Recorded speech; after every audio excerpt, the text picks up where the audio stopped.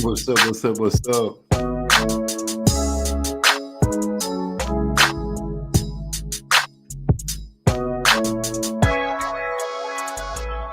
gonna kick you for a little bit tonight. You know how we do. We'll hang out, do our thing, have some fun. Wait for the family to come in and see what they thought on the press conference Garcia had. Some other news going on, fights being accepted or trash talk being tossed out. Clarissa Shields won a what was it, split decision? Another MMA bout. Victory at hand. Yeah, with that being said, what we got going on? Pauline Armstrong in the house. First in the house. What's going on, my brother? What's going on with you? Glad to see you come through. We're going to sit back and let everybody else get rolling in as usual. And start the show like that. But I was giving congratulations to Clarissa Shields. With the disparity of punches that was thrown with her and the young lady in that fight. Yeah, coolin', baby, coolin'. Sitting back, I got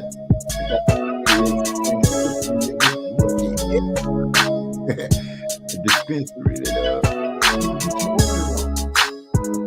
mess around and got my hands on this stuff called some white caviar.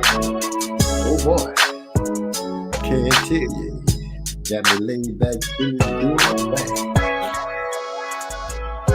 So, as I was saying, with that being said, I'm just sitting back, cool, and waiting for the rest of the family to start falling through.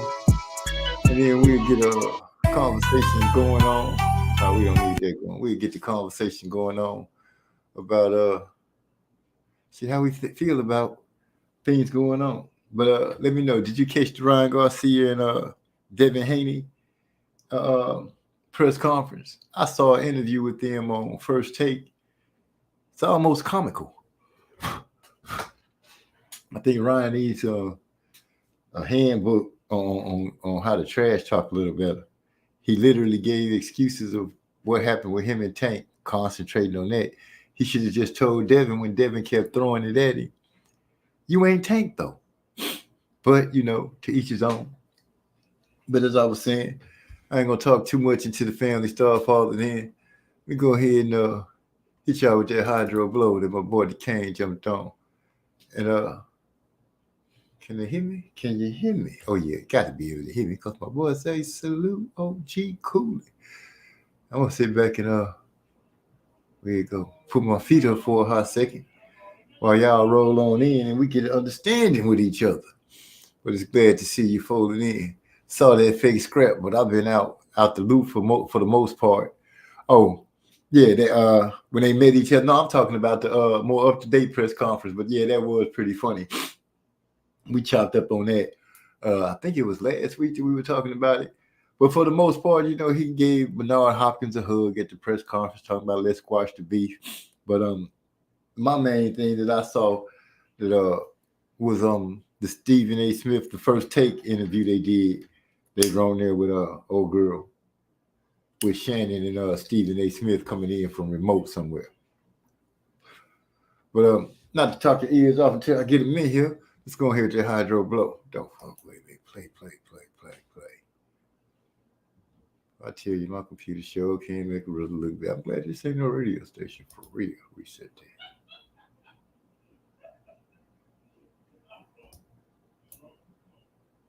Can't be. Yeah, you can look it up. I'm pretty sure they got it somewhere on YouTube where they got the talk again. Shorty looking mad fly. Had me captivated when she walked by. I'm serious, she had me feeling this tingle, son. Stimulated conversation after mingling. Honey was jingling and stretched jeans looking clean. Appearance would enhance any scene, I mean. Feel me, really, I know it sounds silly, but looking at her was like puffing on a fat fillet. Relaxing, she had this natural attraction. She started laughing when she saw my reaction. Oh my, passed the name and number to the cell. Asked for mine, I said it's Otis, last name is Bell. also known as the O, the B, the 3, the A, the S, the T. It's me, obese, and you get high. Then I'm your guy. If I got the high, you got the draw, you can make this track roll. And if I got the high, you got the draw, you can make this track roll. If I got the high, you got the draw, you can make this track roll. And if I got the high, salute to our brother PX in the house. Salute my brother, salute. Slow burn. Say what you want, just be blunt, I can stand the pain. Take a ride on the great airlines, I promise you'll be glad you came. The fire in your eyes make wetness between your thighs. You say you never blow, I eliminate your disguise. Underneath your green exterior, I gaze. Exploration of your brain leaves me in a purple haze. I see consent as my morals continue living. I just like to engage in a little oral tradition. So pardon my unorthodox approach that blazing luscious. That's just the way I roll. Lick the split before I stuff it. You like it hot, I got enough smoke to choke the average stroke. But tonight I'm trying to go a little deeper. Loving the feel of your lips, taking drags off this gas, just puff and never pass. I'm your high value reaper. I got the high, you got the draw, you can make this track roll. And if I got the high, you got the draw, you can make this track roll. If I got the high, you got the draw, you can make this track roll. Salute to you, Cole in the house. If I got the high, you got the draw, you can make this track roll. I'm chilling in my room on this night. I got something tied up in the shower. Am I right? A friend in the negligee smiling as she rolling up. Every once in a while looking up, saying, "Girl, hurry up."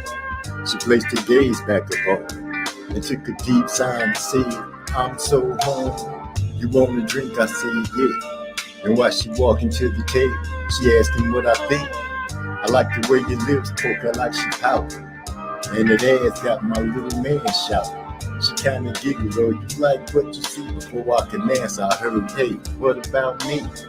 I turned around, she got a pose with no clothes, with her leg up on the chair, with her hands exposed. She said, "Don't speak, just lay back on the bed." Said something about double heat. Yeah, you heard what she said. If I got the high, you got the draw, you can make this track roll. If I got the high, you got the draw, you can make this track roll. If I got the high, you got the draw, you can make this track roll.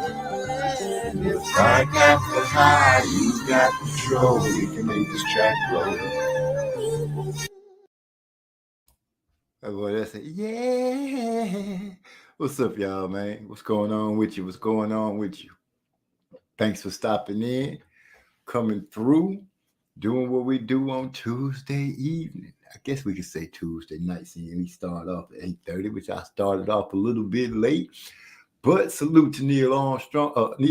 I started off wrong already. Napoleon Armstrong first in the house to say what's up and everything. Yeah, we trying to keep some tunes going. Napoleon Armstrong to catch up. Then Trey X, my bro, fell in the house. Who I got to say salute to the lucky elk. Whoo! Then we got my boy Gil Coles falling through. Always a pleasure. So I don't know. I'm gonna hold back a little bit longer and wait for the rest of the family to see if anybody else gonna fall through. Hopefully, Big E fall through. Things been going a little awry all over the place, but I'm still with a smile on my face, bro. Let me tell you, that stuff is ridiculously good. I'm still looking for a pen that I had when I came home from work, but I had to talk with some white caviar, and now I can't find my pen. I don't even really, I know it's here. I just don't know where. But anyway, we got Ryan Garcia and Devin Haney talking that talk. They was on, they making their rounds. I can't give them that. They making their rounds to everywhere trying to hype the fight. I think Ryan needs some help with talking that talk. I don't think it's going to be an easy fight. Easy as Devin and Bill might think it might be. They keep referring to the tank. Joseph Brown and fell into the house right on time. My brother, what's going on with you? He's saying salute. I'm saying salute right back at you. Looking forward to hearing from you. See when y'all coming down this way. He said, "What's good, everyone?" You know, everybody doing their thing, kicking back with their feet up. Oh man! And I want to ask: Did anybody see, before I start getting real on the box and catch y'all up on things that I've caught, which is crazy? Some dudes tried to jump Cam Newton at one of their football things, 7-on-7 football things. They didn't try to. They were actually jumping the man. They was trying to get at him, throwing punches and everything. But I say he handled it pretty good. He wasn't throwing any blows himself. He was just pretty much just keeping them off of him, keeping them at bay until security and stuff came. I saw a video where the guys that were called, well, one of the guys that called themselves jumping him said, you know, they blaming Cam. They said Cam had their brother all jacked up. So that's what made them go off. I haven't seen the whole thing. You know, all the video picks up from them trying to get with Cam and, you know, just a big scuffle going on. It didn't seem like they got the best of him. It seemed like he handled his business pretty well.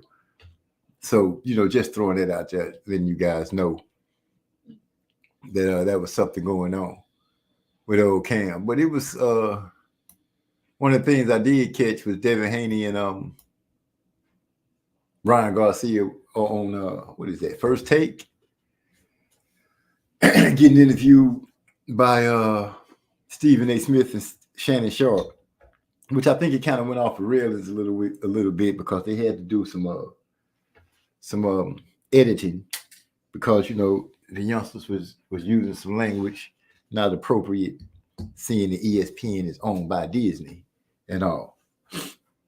But enough of that. Y'all start flooding the chat. Let's flood the chat. Let's go and start getting it on before I get lost in the vibes of whatever tonight takes us this way. Say, bro, I've been telling everybody about the Lucky Elk. Trey X know exactly what I'm talking about.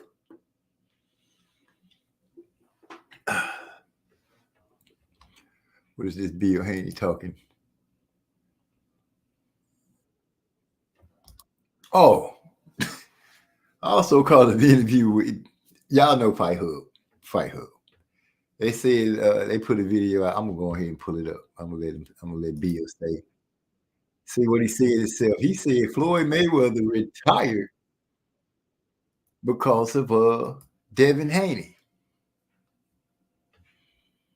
He said Cam should have escorted most of the disrespectful youngsters out of there. They out of control. Yeah, a lot of people that I heard speaking on it, some other football players and stuff like that, were talking about how this man is going out his way or taking time out of his life to come and spend time with the youth and do stuff like that with them in order for them to home in on their skills or whatever, get a chance to meet with an ex-football star. Cam Newton name, you know, in my opinion, when he played number one for the Panthers, Jaguars, Panthers, I can't remember which one. The Panthers is the one with the black one, right? When he played for them, you know, he was a big name. So they tripping with themselves. These youngsters don't have respect, man. You know, you try to do something for them, and they just tripping. And a lot of the things that the older people were saying that I heard the older football players saying was, you know, if they acting like that with somebody that's, you know, got a little fame behind their name and some money, how they acting with their people at home? So you know they out of control. My brother Trey said, I'll jump on after I cook this chicken burger. Oh, shoot, I feel he's Chef Boy and Trey X right now. Ain't nothing wrong with that. He said, Napoleon Armstrong said, facts. Man giving out priceless game for their benefit, and this is how they do.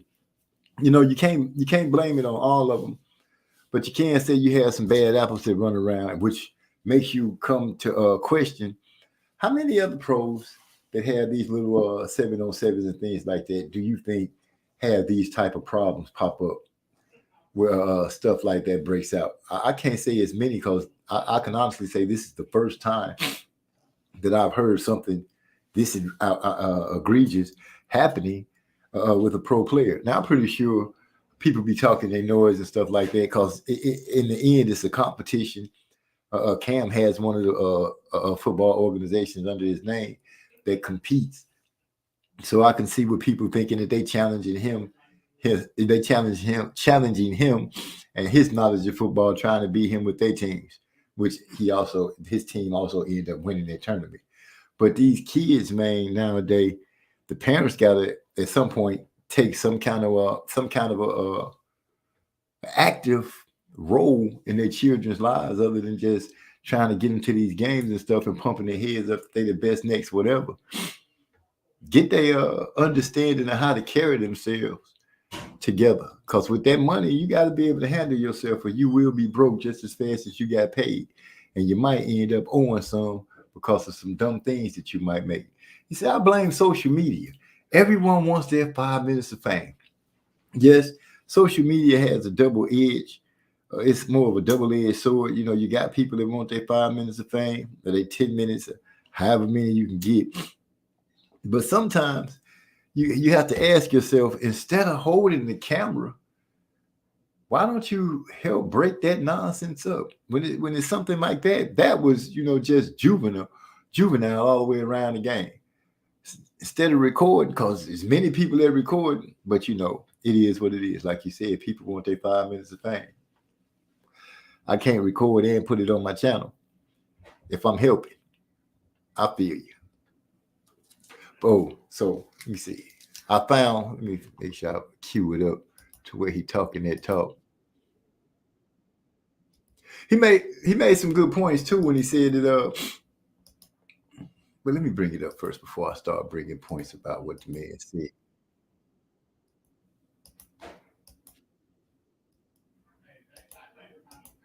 Okay, Rod X in the house. Let me see if I can't share this.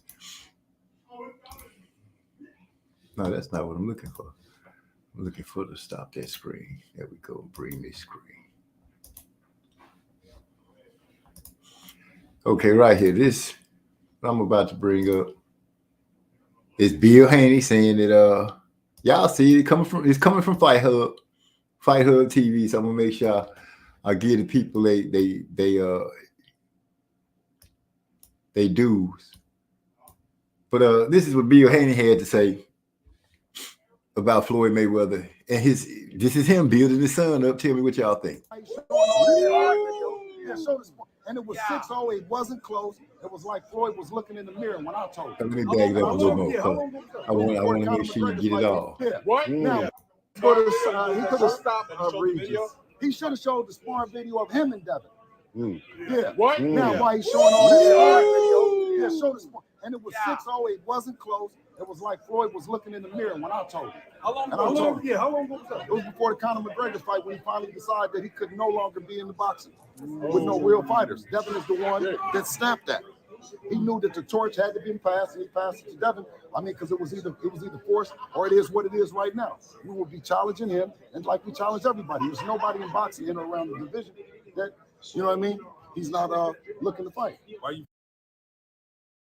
Now, I know y'all heard that, and with hearing that, do you agree with Bill? Bill said, that because of Devin, Floyd realized in sparring before he fought Conor McGregor that he could no longer do it with these youngsters, these young men in the ring. I'm also ready to go a little further where he made a good point where he said that Terrence Crawford's greatness was overshadowed by Floyd. Floyd kind of sucked the air out of Terrence Crawford's era. I don't know if that's true, but I want to see what you guys think. I'm gonna let Bill finish that up. Once again, I'm getting this off of Fight Hub TV, so can't nobody be trying to say no nonsense. But here it is. You feel Floyd is salty in the situation that you got? I don't know. I won't say the word salty, because when you got that much money, you know what I mean, it's hard to be salty about anything. You know what I'm saying? But I think it's just the way that it is. It's the new era. It's the Devin Haney era, and that's what it is. And he's hanging on to the Floyd Mayweather era. I mean, so hard, he choked out Terrence Crawford. He's still talking about he in boxing. Terrence Crawford couldn't have an era to himself. And if you put Terrence Crawford against any opponent on Floyd's resume, who do you have favored? Terrence Crawford or one of Floyd's opponents? That's a good question he tossed out there. Do you agree that he choked out Terrence Crawford? Terrence Crawford's era by not wanting to get out of out of the game and let these youngsters flourish? And do you also agree with him that Terrence Crawford, knowing that we know the Terrence Crawford that we know, would have beat anybody that Floyd Mayweather was in the ring with as well? My boy Rod X is bringing in the Thurman. He said, if Thurman wins this fight, we ain't going to be able to shut Gil Coles up. Man, if Thurman wins this fight, we're not going to be able to shut Thurman up. Can you imagine? We already know how Thurman can be. But if he go out here and some kind of way miraculously beats Tim Tszyu, as the Charlo once upon a time would say, Tim Kazoo, come on, man. Let's just think about it. Forget what Gil, because we know Gil Cole's going to stick his chest out because it's a Florida thing. But that dude, Thurman might grow his ponytail back if he can. I don't know, man. He might feel himself so much. He might try to pull some stunts like that and get some Rogaine and let his hair start to grow out. Give me a second.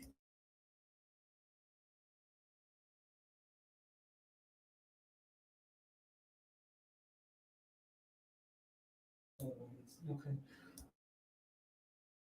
And South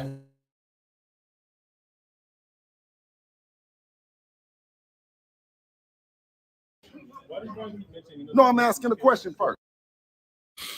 My boy Napoleon Armstrong said he did choke out Crawford's success for the average fan, but the real ones know. Yeah, the real ones do know, but I think you want to get your spoon dipping into that casual fan pot too, because a lot of the bucks come from there, and it doesn't happen to have your name whispered by a few more people. And the casual fans do that. So I feel you, Napoleon Armstrong. Anybody else feel that Crawford's success was kind of choked out by Mayweather, or is Bill just building his son up? Now this so-called excuse me, sparring that Bill is alluding to, that's the part I want to know. Does it have legs? Is it believable? And Bill being one of the ones that I believe will try to prove it if it's so, he might try to pull that out. I swear up and down, he have receipts. Moody Trayweather in the house. What's up, man? What's going on with you? Love to see. Glad to see you in the house. Glad to see you coming through. We just chopping it up a little bit, doing it the way we do. I'm sitting here still in amazement that I cannot find my pen. And I'm gonna blame it on the Lucky Elk for sending me white caviar, which the boy Trey X hooked me up to. Which I tell you, when you lay down and get some relaxation after you finish messing with it, it's a good thing. He said choked out more so by PBC. Wait, man. Pump faking, trying to age him out as a well-played dang, it's jumping like a mug. Aguilar Boxing. Salute, Aguilar Boxing. MZ in chat. That's a new name. Jesse. Oh, Jesse Aguilar. What's going on? Is that right? Am I saying that? Am I tripping? This mug jumping so much. He said Pump faking, trying to age him out as a well-played part. You think that also played a part in it? I don't know. A lot of that time was spent over at Top Rank, and that ended up just bringing us back to the cross the street paths and stuff like that. We'd already had to fight with the guy we wanted to have it with. Bruce Gas, Boxing Jazz, and more than fell into the building. What's going on? Glad to see you stopping through, my brother. Man, it just started filling up real quick and bouncing real fast around here. Joseph Brown say, Bill Haney, let me put it on the screen so I can let everybody get a chance. Bill Haney is just cutting more WWE promotions. He's the best hype man in boxing. That's one point that I always agree with whenever it comes up. Bill Haney is doing the damn thing when it comes to his son and promoting his son. That part, you can't even deny it. But the words that came out of his mouth, that's going to bring a lot of scrutiny. A lot of people going to start hunting and scratching and trying to find out, is it true? Did Devin Haney give Floyd Mayweather that work before the Conor McGregor fight and make Floyd push on to the decision that this is it. I can't do it anymore. I'm done. Devin Haney, y'all. I'm not saying Devin Haney like it can't be Devin Haney, but what about Devin Haney that would make you say, hey, he made Floyd feel that way? Could have been, he showed up with some speed. I don't know. I'm not going to even try to wreck Eric in the house. My brother, what's going on with you? Glad to see you fall through and kicking it with us. He said, I believe, Rod X says, I believe people take Bill Haney's words too seriously. He's going to pay with the truth sometime. I mean, he's going to pay with the truth sometime. He's a promoter, for God's sake. No, I feel you. A lot of people do take what he say too seriously. Some people take it too hard. He step on a lot of toes. And I'm one of the people that always says, I think he's doing a great job promoting his son. He can be a little flamboyant with it. He can get on your nerve with it. He can get up under your skin with it. But he's doing what I would consider any true promoter. This man is putting the P in promotions of promoting. I like how I just did that. Anyway, he's making sure that people have their minds talking about his son, whether it's good or bad. They say any kind of press is good press. Bad press is good press. Good press is good press. Because your name is hot. They talking about you. Whether it's good or bad, happy or sad, they talking about you. And in human nature, people will always split right down the middle. You're going to have some people that's going to ride with you, and you're going to have some people that's going to ride against you. And as long as he keep the pot stirred up and the people acting in their feelings like that, he's doing his job. Full on, top notch, hats off to him. You know what I'm saying? If you agree, you agree. If you don't, let me know why. Your opinion is valuable, and I appreciate it. That's what pushes the conversation. Okay, here go a good one. Rod X say Bill Haney is the new Don King. You ain't going to out talk Bill, right? You're gonna have to come. You're gonna have to just come and be. You're gonna have to have the gift of gab when it comes to battling Bill Haney and going against him. Joseph Brown says Bill in one breath says Floyd overshadowed Crawford, but doesn't mind using Floyd to boast his own son's name, to boast his son's name. With that part, I agree to you. But look how strategically, sorry for the noise my chair making. Look how strategically he did it, though. Like you said, in one breath, he used Floyd to say that he choked out Terrence Crawford's name. But within that choking out move, he puts it as, hey, behind the scenes, my son is the reason Floyd don't want to fight no more. Y'all need to ask him to go ahead and show that tape. So, it was pretty ingenious on how he pulled it off and worded it. I don't know if he practices sometime to be able to pull some of the stuff off that he says, or is he just flowing right off the top? Either way, he's doing his job, and he's doing it magnificently. No matter how you feel about Devin,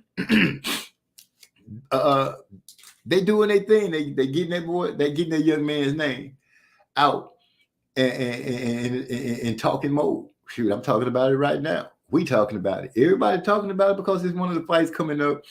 Like old girl said on First Take, Ryan is a TikToker,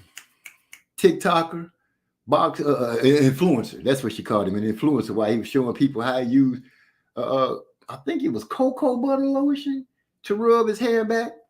Y'all, I don't know. I try to find Stephen A. Smith knew what he did there. But anyway, my boy Eric R said, I'm critical and objective of Bill. I feel like that's a good business model if you want to be a crossover pop star, but not in boxing. Well, I'm going to take the words like Floyd said, I could play the villain and people going to hate me, but you're going to still have those people that's going to ride with you. So since this is a business model and boxing is a business, as long as he can get his son out there and his son continues to fight and fight whoever they get in front of him and do what he needs to do, I think it'll hold up pretty good. You know what I'm saying? I'm thinking it'll hold up pretty well. So until we get somebody to come at us in a different angle, I can't be mad at Bill. I won't be critical of him because I know what it is he's trying to do. So I won't try to judge him too hard on that, because he just trying to do what I think every boxer is trying to do: make sure their name is known, where people are looking for them, where people when they get ready to fight, people will be checking for them. Hey, when this person fighting? So I think Bill is doing that quite well. Gil Cole said, I think Ryan might upset Devin.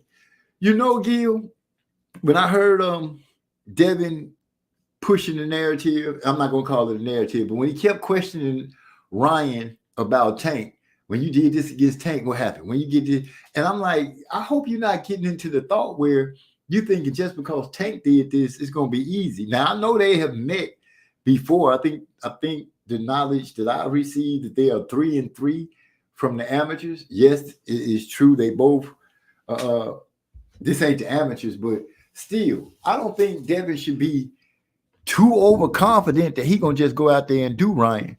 And I think Ryan got a little more confidence in the fact that I think he truly believes, which I'm not arguing the fact that him fighting Tank, he had the weight drain and all these kind of things. And he's looking at it with Devin, you finna meet me. I don't have to worry about draining. And for the most part, really, he should just tell Devin, you're not Tank. You know what I'm saying? You're not finna come out there and do it like Tank. So we'll see what happens. It could be an upset, Gil. You're right. I'm agreeing with you. It could be that. So, I haven't really sat down on it and really just decided who I think can take it, because the dynamics of the fight is different. And I just feel like Ryan might be a little different. This might be something. He might got a chance to try to prove himself. Tank is out the way. Don't let that bother you. Excuse me. Eric also said Bill would be great fit for promoting Tank Devin. I don't think so, because he doesn't perform to the level of Bill's mouthpiece. Well, him performing up to Bill's mouthpiece, that's one part of the aspect. But he still get out there and he still got to get out there and fight. That's the other part of the aspect. Now, it might not be as beautifully performed as Bill put it out there, but it is performed, and you got to give him that. We got my boy Hyphy in the house, and he come in screaming, Jamal Murray, number 1 point guard in the NBA. Okay, Hyphy, you got time to come through and scream at me? Come on through. Big bro in the house. What's going on? He says, salute, family. I might be getting down to it a little late, but what's going on, man? Glad to see everybody coming through. We just kicking it, Say, oh shoot, we bumping. I hit the say. My boy Napoleon Armstrong said Ryan is a faker. Can't perform under the lights.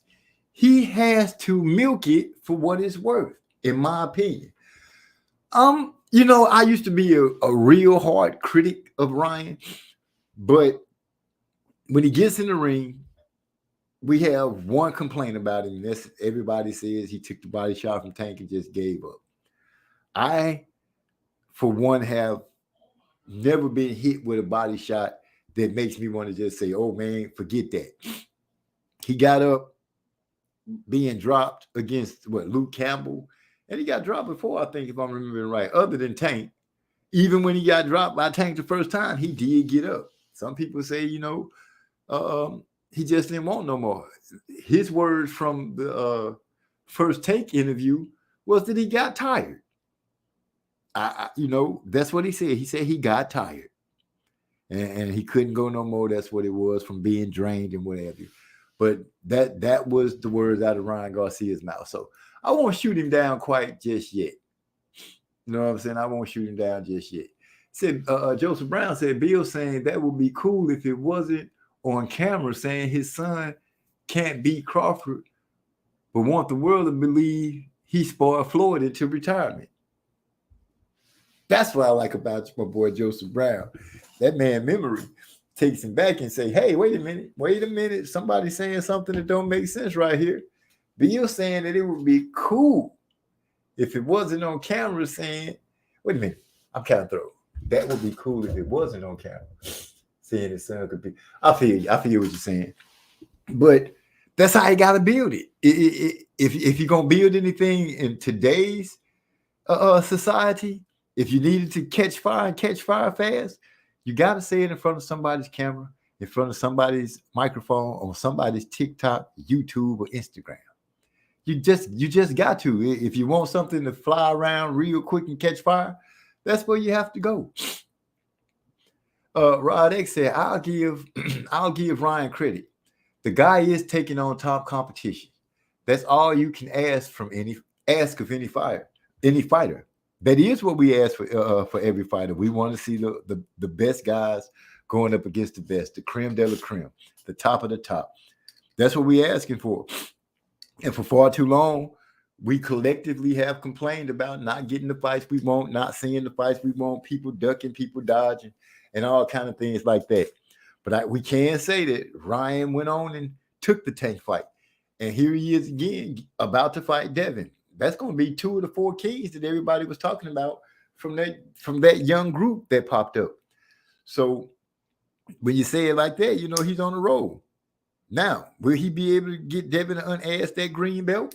I don't know, but I think it's a good chance. This should, if people look past the feelings that they have against Devin, Bill, and Ryan, and just look at it as a fight, I think it's a decent fight. It's going to be a good fight.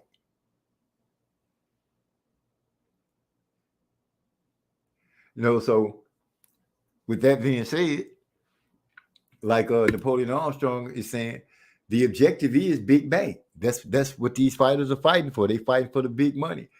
And you got to have the correct dancing partner in order to be able to garnish those fights. So right now, will Ryan versus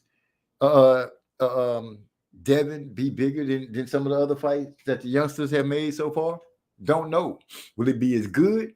I think it should be a good scrap. I really do. I think it should be a good chess match when it comes to these two guys doing their thing. What we got here? Eric Gar say, I like it. We're just jumping. I like it. And Tank fighting Martin. Has that been fully confirmed? Is Tank really, Tank and Martin really going at it? I don't know yet. I can't really get super excited yet because Martin's last fight fell through. But let's see what happens. It's good for boxing. It needs the attention right now. Yes, boxing needs as much attention as it can get from as many eyes as they can get it from.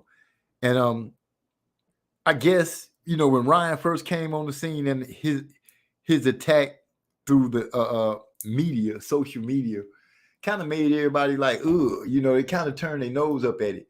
But now as I'm starting to see, it is becoming a tool for these guys. Now, if they can home in on the right recipe when they get these cameras on them to give people something better than the WWE kind of set up meetings, then we'll be on to something. We'll be on to something real big. So let's just hope that we can get it aimed in the right direction, and these guys can still do what they do. Let me see if I can find that. Let me take this off for a second. Let's see if I can find that Clarissa Shields and old girl putting it down. Well, old girl wasn't really putting it down. She was more getting punched by Clarissa when Clarissa marched to a what was it, a split decision? What we got? Napoleon Armstrong said, that's like fighters turning down the Mayweather and Oscar fight. I think that's Oscar fight. You would be crazy not to show up and cash out. That dude in his own way. Boxing is 90% mental, and that's Ryan's problem.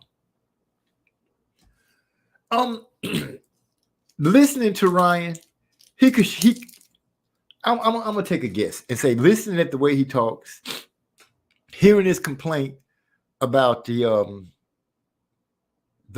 weight clause and stuff like that.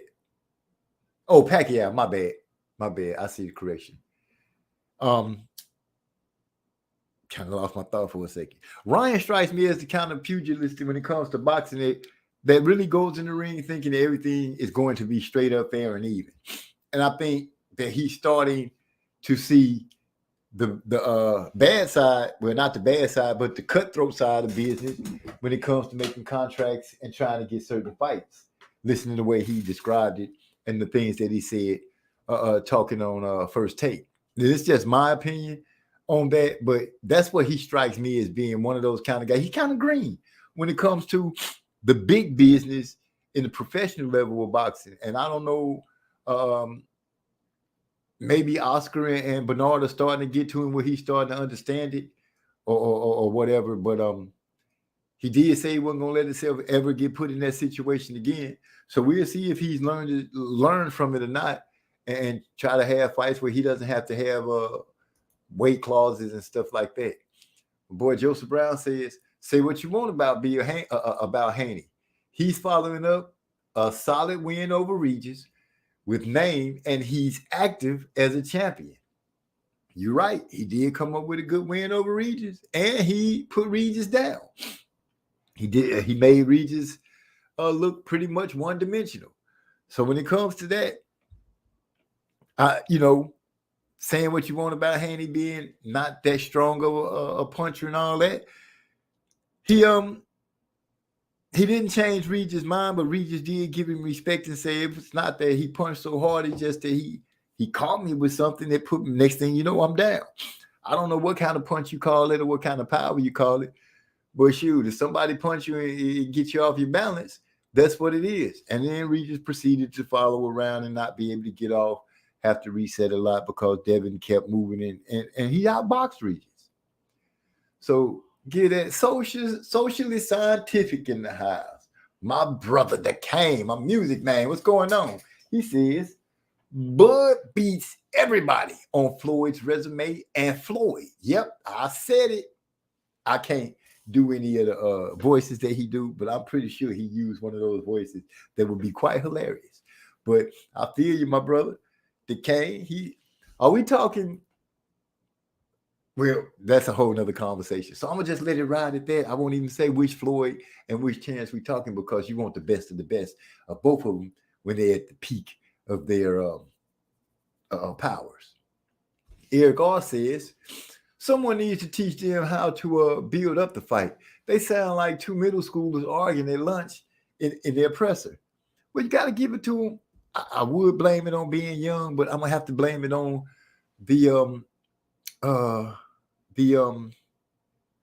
generation. This generation is like that.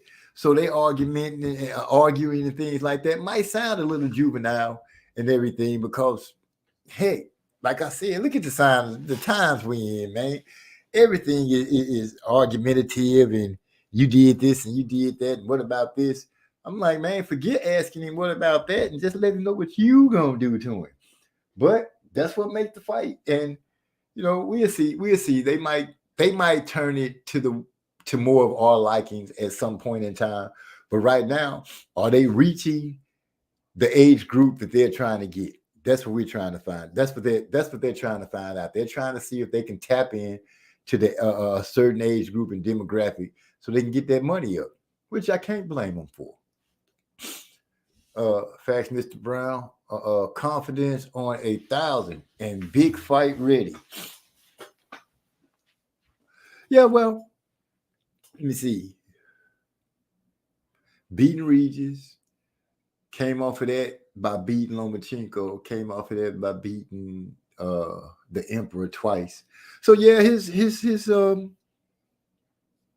confidence should be up out the roof. But for some reason, I'm not counting Ryan out. And we all know that I've never been a overwhelmingly big fan of Ryan. I've always had my critiques about him, but I'm not gonna beat him up. I feel like the Trey X and a couple other guys helped me open my eyes to say, hey, you need to start looking totally at the guy, forget your prejudice and your bias, and look at the fighter. Because this man, like they say, this man ain't. People say he a TikToker pretending to be a boxer, but this motherfucker, excuse me. But this man had a lot of fights as an amateur, and he done fought some fights as a pro. So now this ain't no TikToker pretending. This is a boxer that just happened to be using his looks and his appeal to these young the tweeners. Do they still call them tweeners now? They got some new name for them, for these youngsters that's running around. Whatever they are, he's aiming at them. without a doubt. He's aiming at him. So Devin too, because Devin is a youngster who's, I guess they're just trying to find their way and get their lane, because everybody wants to be able to create something these days, no matter what it is. They just trying to make a way, and can't blame them for it. You know, if this works for them, where it gets more eyes on them, then let it be. For the old heads that's watching, we're gonna always do that. So she's trying to say, okay, they're having a conversation. I'll let that roll. He said, damn, okay, Moody Trayweather said, damn, everybody on Mayweather's resume? Really? The whole resume? Ain't nobody? You saying Crawford is really Mayweather if Mayweather wasn't there. Is that what you're saying? Let me quit messing with that and going. Say Devin and Regis was old. So wait, Devin said Regis was old. So I can't rank that fight because to his words, that was supposed to happen. Yeah, well, Regis was a champ that not one time, but 2-time champ. You know, he lost to Josh Taylor, which at the time we felt like Josh Taylor wasn't no pushover punk, no scrub or nothing like that. He just went out there and gave a good showing of himself and lost. Ended up getting his hands on another belt. If Regis had a beating, I'm sure we would have made the joke, oh, you let the old man beat you. But he didn't. He went out there and put Regis, you know, he did to Regis what he was supposed to do. So, yeah, he might have called him old, but then he went out there and made him look old. So how do you really rank that or not? And I should have highlighted that while I was reading it. My bad, Eric R, for not having it up there. My boy said Napoleon. Okay, here's a good one. Duquesne. Bud would not have let Floyd off the hook like old Mosley did. We also heard, I believe, Mosley said that after I did that to him, he also told me, you got to kill me out here. So I think the young fierce Floyd against the both prime Floyd and Terrence Crawford, I think that would be a hell of a fight. Two gym rats. They pretty much match each other as far as arm length goes, you know. So there wouldn't be a reach advantage. I think it would be totally a skill. Who can come up with what on the fly? They you know, and whose heart would be the biggest? Who could take the most punishment? Who would be willing to take everything the other man has? That would be a great fight. That's a wonderful fantasy fight. The best Floyd Mayweather against the best Terrence Crawford. No matter what we've seen happen and not happen in their careers, for them to meet up in their primes, yeah, I think that would be something to talk about for the ages. Too bad we'll never get anything like that from them. See, Rod X, a prime Mosley, Manny, and Cotto would have been some tough fights for Bud to win.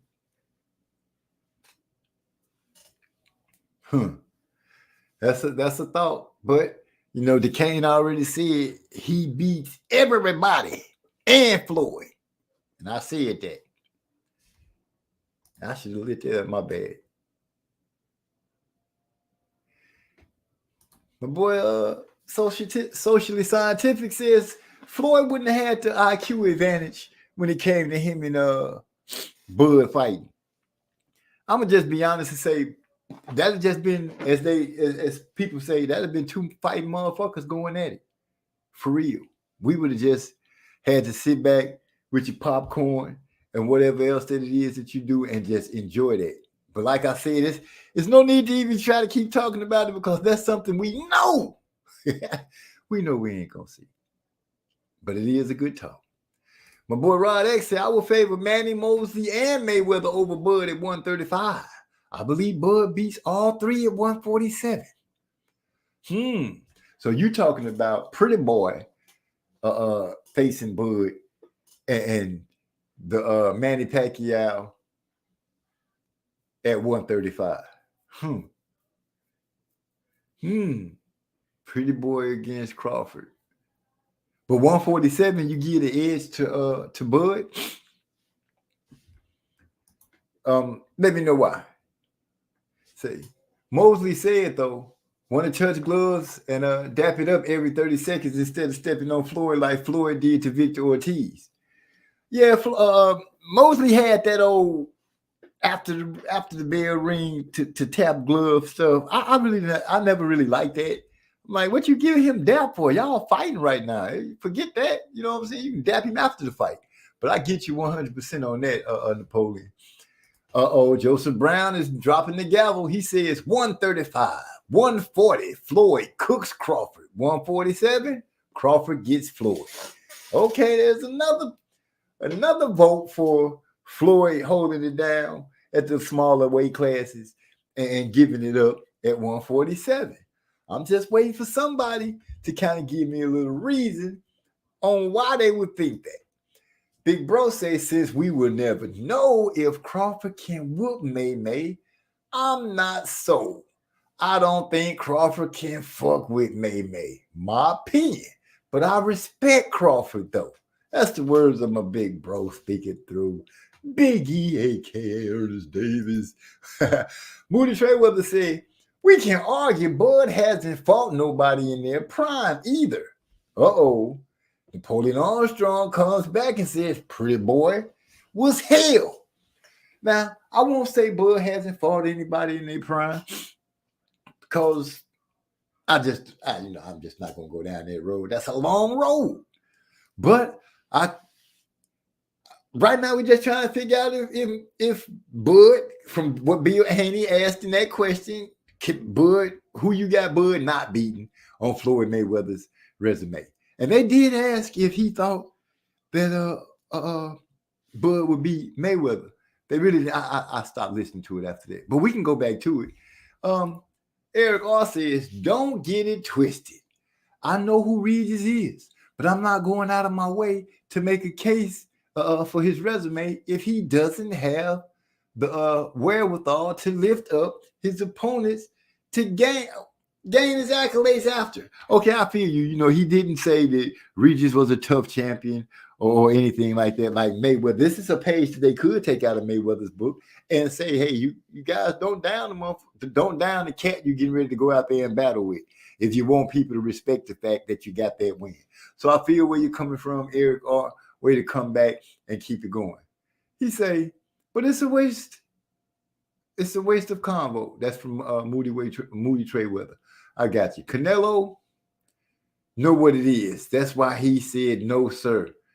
Oh, well, I agree with you. I'm one of the people that said that I believe Terence Crawford will beat Canelo if they decided to fight. Canelo is a wider body, a bigger body, but Terence has, I believe, the height and most definitely he has the reach.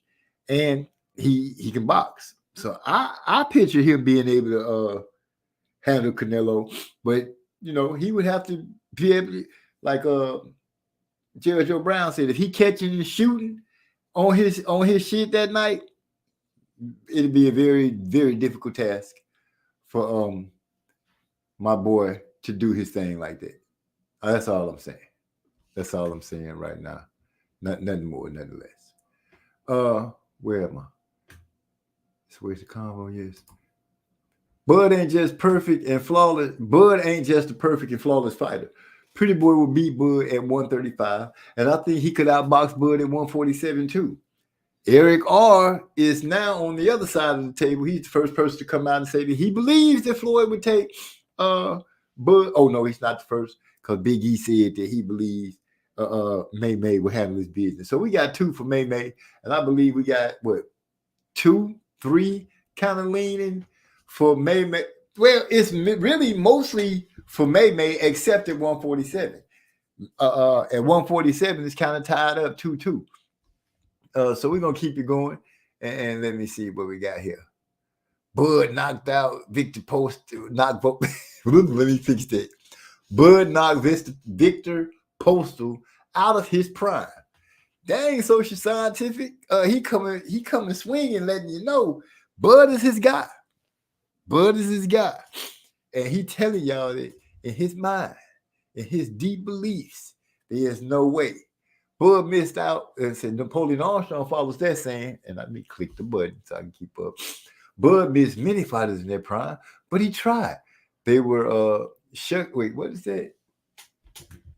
Seeking help from Father Time. Hall of Famers would agree with me. I won't say that everybody wasn't running up on Bud. We can go down a lot of roads of Top Rank having problems making fights with PBC having problems making fights with Top Rank. All of the negative stuff that Bob Arum was saying. I don't believe that everything that went down in Bud's career can be blamed strictly on everything that was surrounding him. I think that some of these moves, some of these fighters, just some of them, not all of them, it could be in the hands of the promoter's fault. Look how many fighters had to leave Top Rank in order to get their shine. Looking at Bud got his biggest fight, dare I say, by leaving Top Rank when he finally got to fight Earl Spence. Maybe those are some things that just need to take place.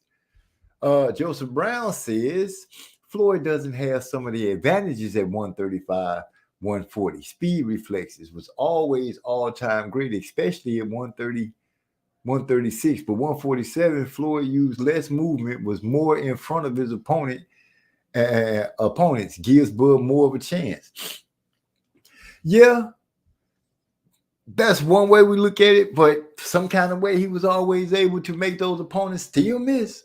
At 147, he didn't absorb that punishment that you would think he would for moving a little less and such. I think that the art came from the subtle movements that he would make to not get hit and return that punch. Now, they both, I would say they both kind of counter punchers. Bud could step on the gas. I feel like, Floyd can step on the gas. We've seen them both step to their opponents. We've seen them both fighting off a back foot at points in their career and doing it well. The only thing that I can say that the staple that would be different is that Bud, it comes out and switches to left-handed. Floyd, we don't really see Floyd doing the switching. So I think that would be where the split would come and we would actually start seeing the best of the fight. Once Bud came out, he probably would come out left-handed the whole fight. So like he did against Earl, it's a lot of nuances and things that we can look back on. Looking back on some history makes you a genius. So it's a lot that we can add to it to make it go. He said, "Tell me who Mayweather can't beat on Bud's resume." Oh, Eric Arden flipped the question. Good flip though. To be honest, I would say those dudes would dance quite well with both opponents, each other. If you flipped them, I think they both would do good with each other's resume. I think. So it's that flip of the coin is pretty much the same. It lands the same way, and it doesn't hurt that you're being a fan of one over the other.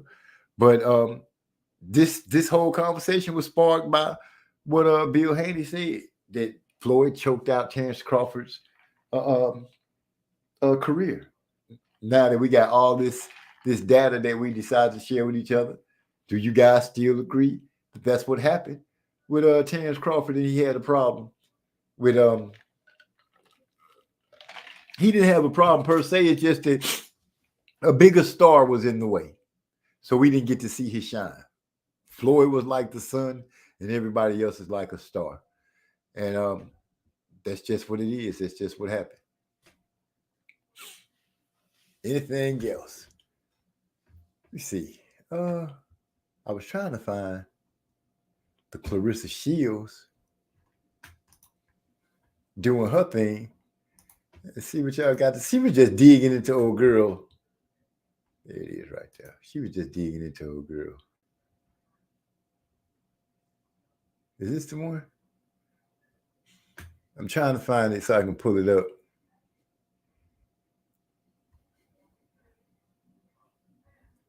get the best look. Okay, I think this is the one right here.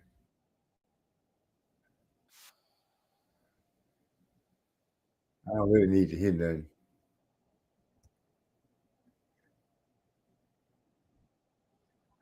Y'all give me a second. My bad. I ain't trying to go quiet. I'm just trying to.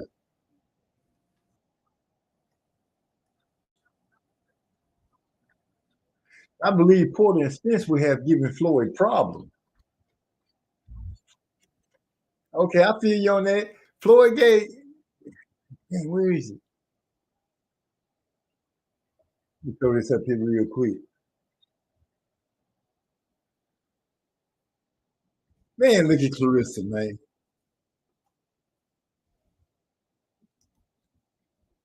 Oh, I don't need you. Okay, I don't know. I'll make sure I got the. They say she landed 80 punches to old girl 0 on counting on the punches being counted. Clarissa was doing her thing. But that old talking about knocking out Keith Thurman, he couldn't put this lady away. And they had those little bitty gloves on. So I think she should sit that down and leave it alone. Floyd had nothing to do with it. It's Crawford's movement. He said Floyd would have nothing to do with it. Crawford's movement now, and he's on the sideline again, giving away to the rest of the pack. Sidelines again, giving away to the rest of the pack. I kind of throw it off there. Floyd had nothing to do with it. It's Crawford's movement now, and he's on the sidelines again, giving away to the rest of the pack. What is he giving away? Crawford is teaching the youngsters. I'll give him that. Like I said, they both gym rats. Don't smoke, don't drink. They, when it comes to that work ethic and all that kind of stuff, what can you say? The only weakness, the only thing that I can say that'll be flawed for Floyd is his hands. Always hurting his hands. Other than that, I'm a Floyd fan. Y'all know that. I like Crawford. Y'all know that. I would have to say leaning toward Floyd, but then with that being said, I can't even really say that. I would just have to say, I don't know, man, it'd be a toss-up because neither one of them has taken a loss in the pros. They don't know how to lose as a pro. So I don't know. That would be the split right there. Who's gonna quit first? Who gonna go uncle? Eric Ross said, I like that their career was close enough to have this conversation. I wish they were close enough to settle it in the ring. Yeah, well, that age difference is too much going out there, which is a good thing for Bill and his son. He can make that kind of claim unless he can actually pull up some footage of it to prove it, to bag it up. Okay, I see what Joseph Brown is saying. He's saying Crawford is not seizing the momentum. He's letting too much time pass before he gets in the ring. Oh man, could it be that he having a hard time getting an opponent? Could that be it? We had the Earl Spence eye situation and stuff like that, the cataract surgery. They say that's supposed to have messed up that fight. Who's else lining up to fight this man? Honestly, who else are we aiming him at? We don't know if he gonna be at 154, 147. He's gonna be at 147. Go ahead and defend one time, but he's not even undisputed no more because they stripped him, which I felt like they kind of did that a little too soon. A lot of other champions got a lot more time, and I think was a lot less deserving of that time. This man's time came. Earl Spence had an eye problem. He got his cataract surgery, so that bagged up everything. But who we looking for him to fight? Who's willing to get into the ring with him? That don't feel like it's he's a 2-time undisputed champion. Who's willing to get out there and rack up some minutes with him? That's my question. Humbly asking that that's the question I would have to ask.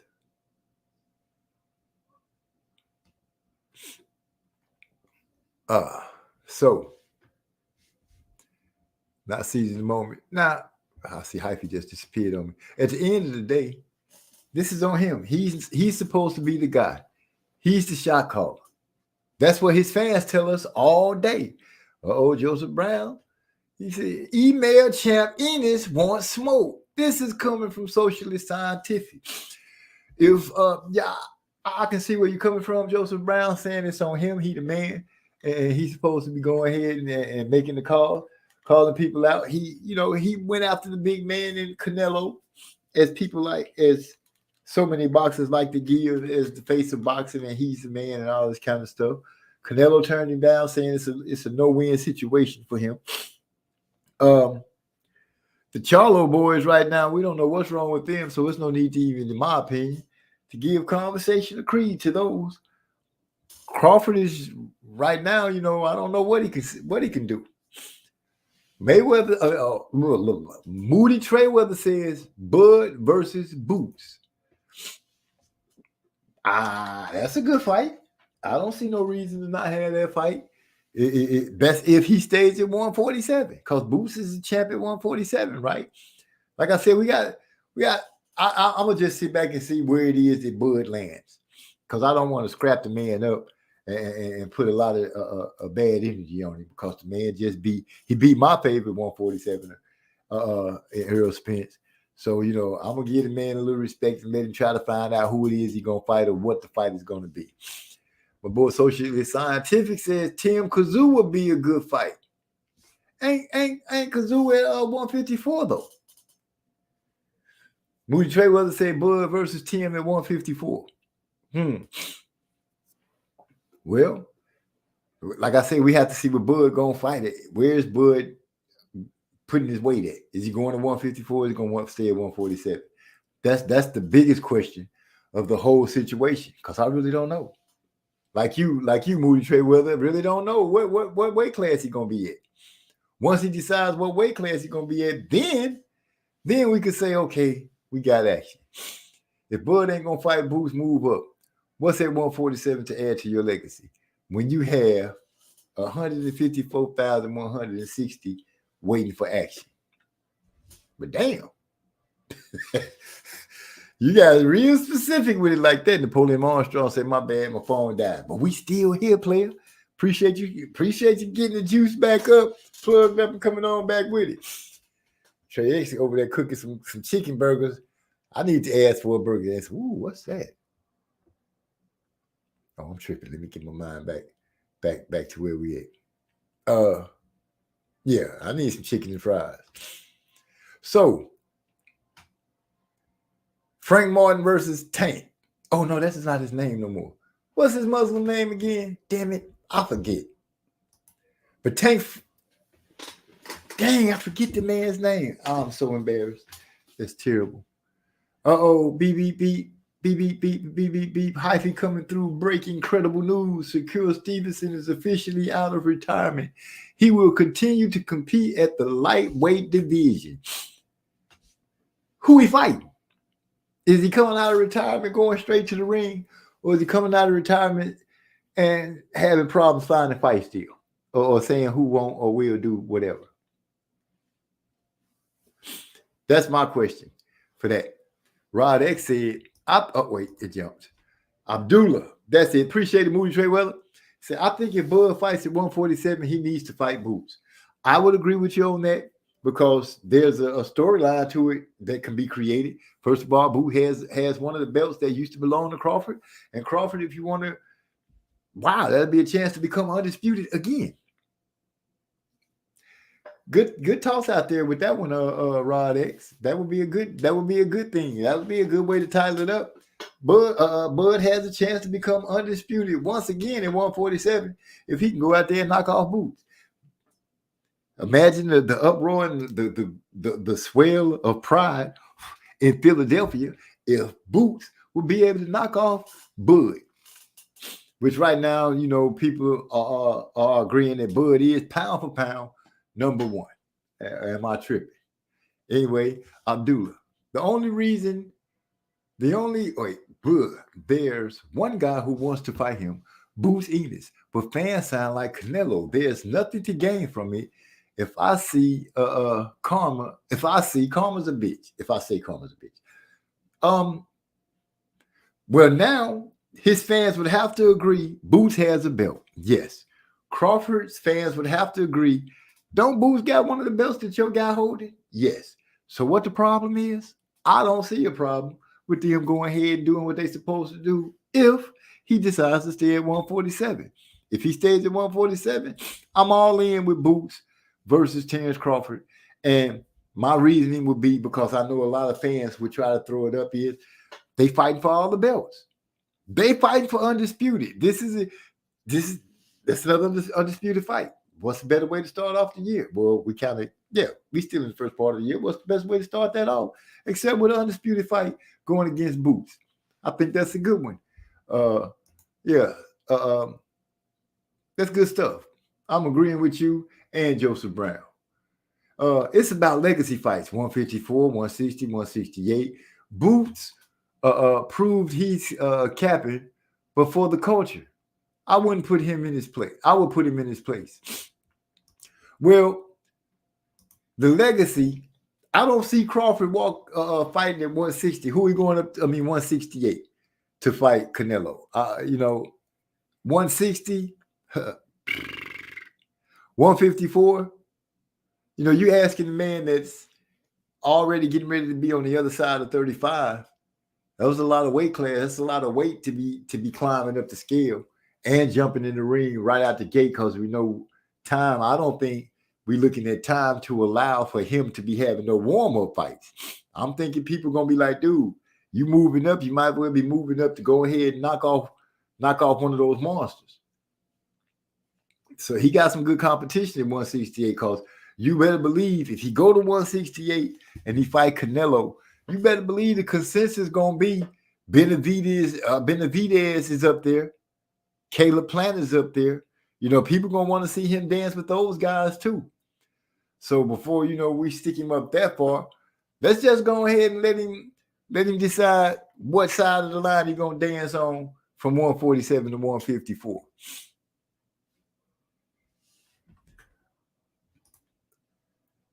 He said, I believe it's Abdullah Wali. I don't know. I feel you. I appreciate that. Big bro says some kid calling him out. He told the kid if he wins, he'll fight him.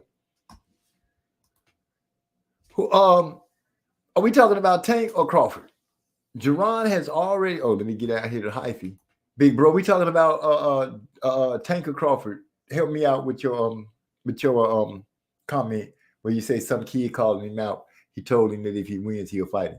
Hyphy says Jerron already has two chances to fight Terrence. Had two chances to fight Terrence. He refused not to fight with Showtime without Showtime involved once, and the other time he dropped his WBO #1 ranking, moving on to serious fighters. So, Hyphy, are you saying that Jerron is ducking Crawford? Is that what you're saying? In ever so many words, are you saying that, or are you saying that Boots has moved on because he's tired of waiting? But I'm thinking the latter. So I think Bud is going undisputed at 154. Ooh, let me see. Where are all the belts at 154? One of the Charlo boys got them all. Don't wait. 154. Don't. Now he lost the belt because Tim Tszyu. Don't Tim Tszyu have one of the belts now? So yeah, there's a chance to go. In the perfect world of things being set up just right, there's a chance for him to go for one undisputed at 154. If I'm not tripping, the chances is behind him and in front of him. At 147, there's a chance. And 154, there's a chance. Now, when you say legacy, I think he can gain some from both fights. He can gain some from Boots, the young hungry monster, the hungry youngster, the young hungry lion that's gained respect from a lot of the old school fans that like to see fighters. It'll be a chance for him to prove that, hey, I put down the uprising. Terrence Crawford, he put down the uprising in Jerron Booth Ennis. Jerron Booth Ennis would be fighting for the fact to say, man, I went and put down Bud, y'all number one pound for pound fighter, the dude that stopped Earl Spence, the dude that has stopped pretty much everybody at 147, undisputed at 147 and at 135. Yeah, that's a good scalp to go up on the wall. Either way. So, yeah, I can look at it like that. Or you can look at it and say, hey, he can go up to 154, say Tim Tszyu, go ahead and beat the brakes off Keith Thurman. Not saying that, you know, that's what I'm hoping for, but they could do that. And bang, he could be set up to go after it again at 154. Napoleon Armstrong said they took Bud's belts. He could have knocked off Charlo and Canelo back to back for 2 more undisputed. The powers that be ain't want that. They dominate. Wait, what? The dominance on display. They didn't want that type of dominance on display. You think that they trying to stop the man from just shining so bright, collecting undisputeds? Because right now, you know, I don't know who's in Terrence Crawford ear, but that's how I would be champ. You on a mission right now. I don't know if you really looked at it, but you collecting undisputeds. You need to think about the moves you make and who you're trying to get in the ring with. And when those opportunities show up, you should take them. Shooting at Canelo, I'm thinking that you're shooting too far for the simple fact Canelo is pretty much people that spoiled him and got him to the point where he untouchable. You know, he gonna fight who he want to fight. If you don't tally up the money for him to fight, he have a little tantrum and he go running off to another promotional company. That's what we've been seeing him do. When they say, hey, we want you to fight this cat, what happened? He ended up leaving. He did it to the DAZN twice, remember? Because the DAZN had him when they started realizing they were paying so much money and not getting the bang for their buck. They wanted to renegotiate his contract. Didn't he sue his way out of there the first time? So Canelo has already shown us, if it's a fighter that we truly believe can whoop his ass, you better believe he ain't taking that fight. That's just my opinion. And if you look at his track record, you'll see that he's standing to that. Bud was Canelo's second chance to redeem himself from Mayweather. That's how he and his fan base would have spent it. Yeah, but Canelo not trying to hit that. Canelo ain't trying to spin shit no kind of way. He say Bud too small. If he beat him, they're going to say I was supposed to beat him because he's too small. And if he beat me, then how do I look? So, you know, Canelo not trying to entertain that. You know, no matter how people try to bring it up, he is not trying to entertain that. Okay, Joseph Brown said, here come the prediction. Here come the prediction plan. I remember Crawford saying the same thing about fighting Booth like Canelo said about fighting Crawford. Nothing to gain. It's a lose-lose battle. Well, it kind of changes for Crawford because he's now at 147. Boots is at 147. Boots now has one of the belts that Crawford used to have. So that right there would give credence to the minds of the casual fans for Bud to say, hey, he got a belt. That's credence enough. Unless they try to say, well, he was already undisputed and Boots got the belt because they took it from Bud. We're going to take it back. That's how I would look at it. But, you know, I'm not Bud or none of the people that works for Bud to be in his ear like that. But if I was in his ear, that's what I would say. Dude, I don't know how hard it's going to be for him to set up a fight with Tim Tszyu or whoever's holding the other belts, and how long that's going to be. Because remember, Bud is not a youngster anymore. We gotta be trying to think of what he's going to do and try to get these good fights for him right out the gate. And if I had to guess and think, and this is going off of what Hyphy said, if Boots really, really wants to fight, then go ahead and put it in his face and let's find out. That's what Bud has to do. Bud, go and put it in his face and say, okay, you got the belt, let's go and do it. Let's make a fight. You can't tell me people would say, hell yeah, let's watch this fight. They're going to watch the fight. They're going to do that. So, yeah, if you want to do something, I'll go ahead and push the issue. Y'all give me one hot second. I got to go to commercial.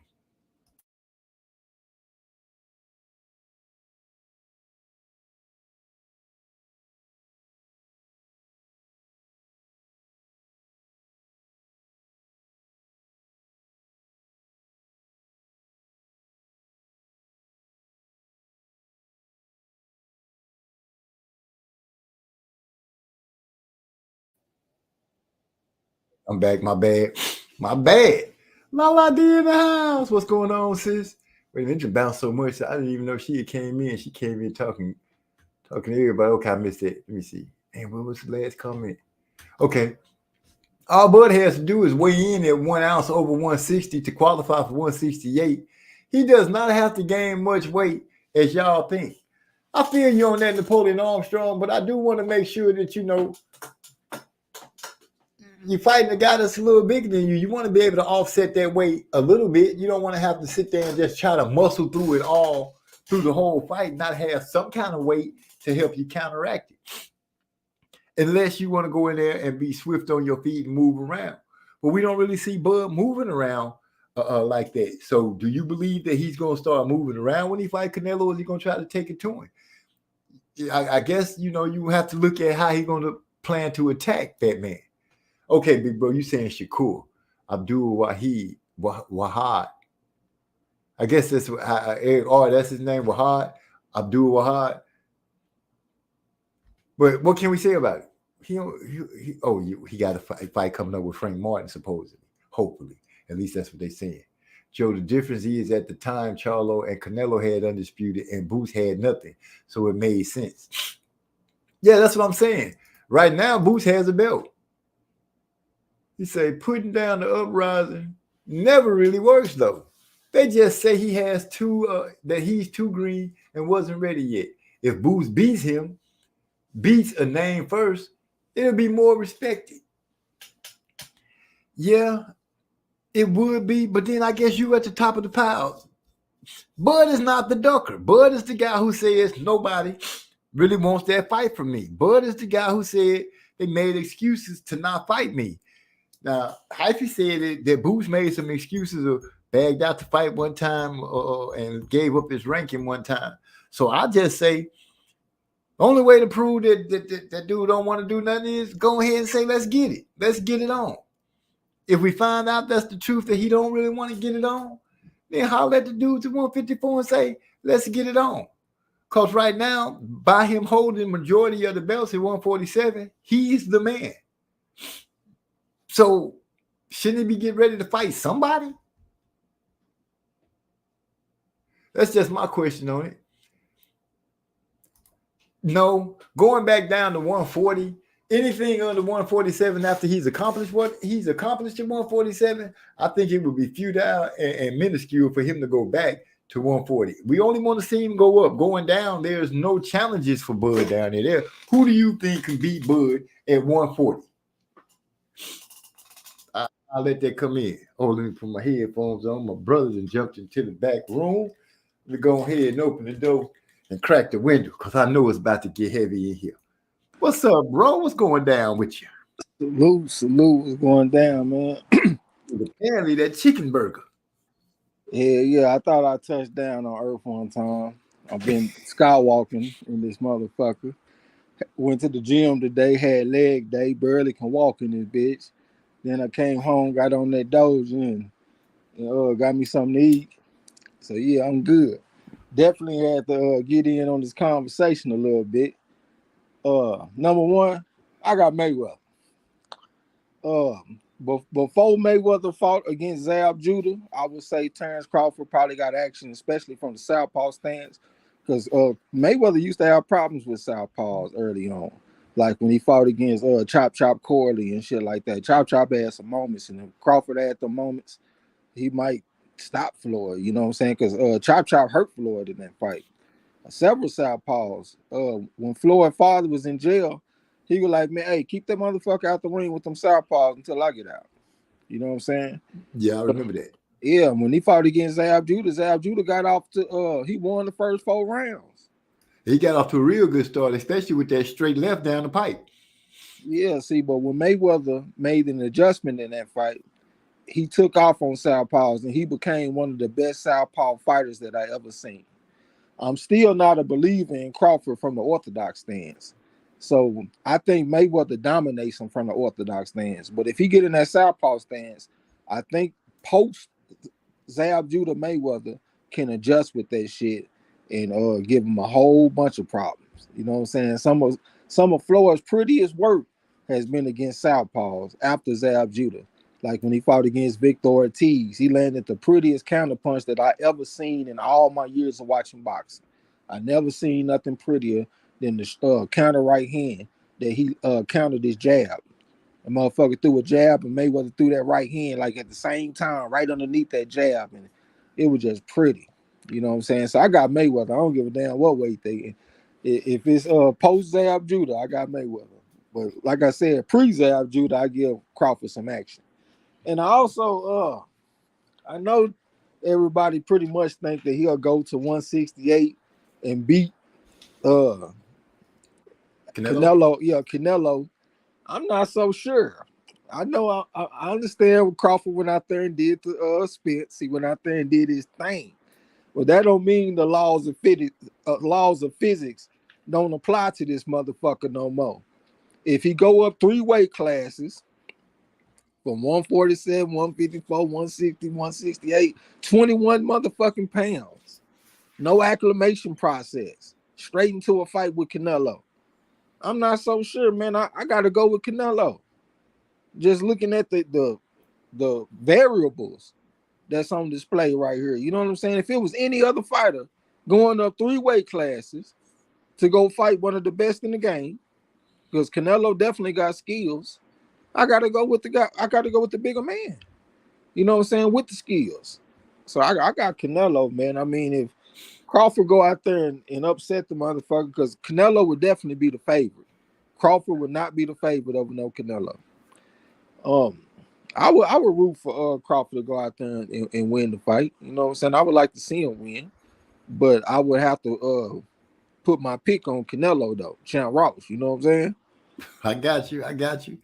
So we got Trey saying he going with Canelo, but he did ride with Floyd, saying Floyd post Zab Judah. Floyd puts down Crawford. I don't know about putting him down, but I mean, though. Yeah, that's what I mean when I say put him down. You know, I'm just being dramatic because it's a fantasy fight. So I put the dramatics with it. Yeah, too bad motherfuckers though. I give Crawford his props. You know what I'm saying?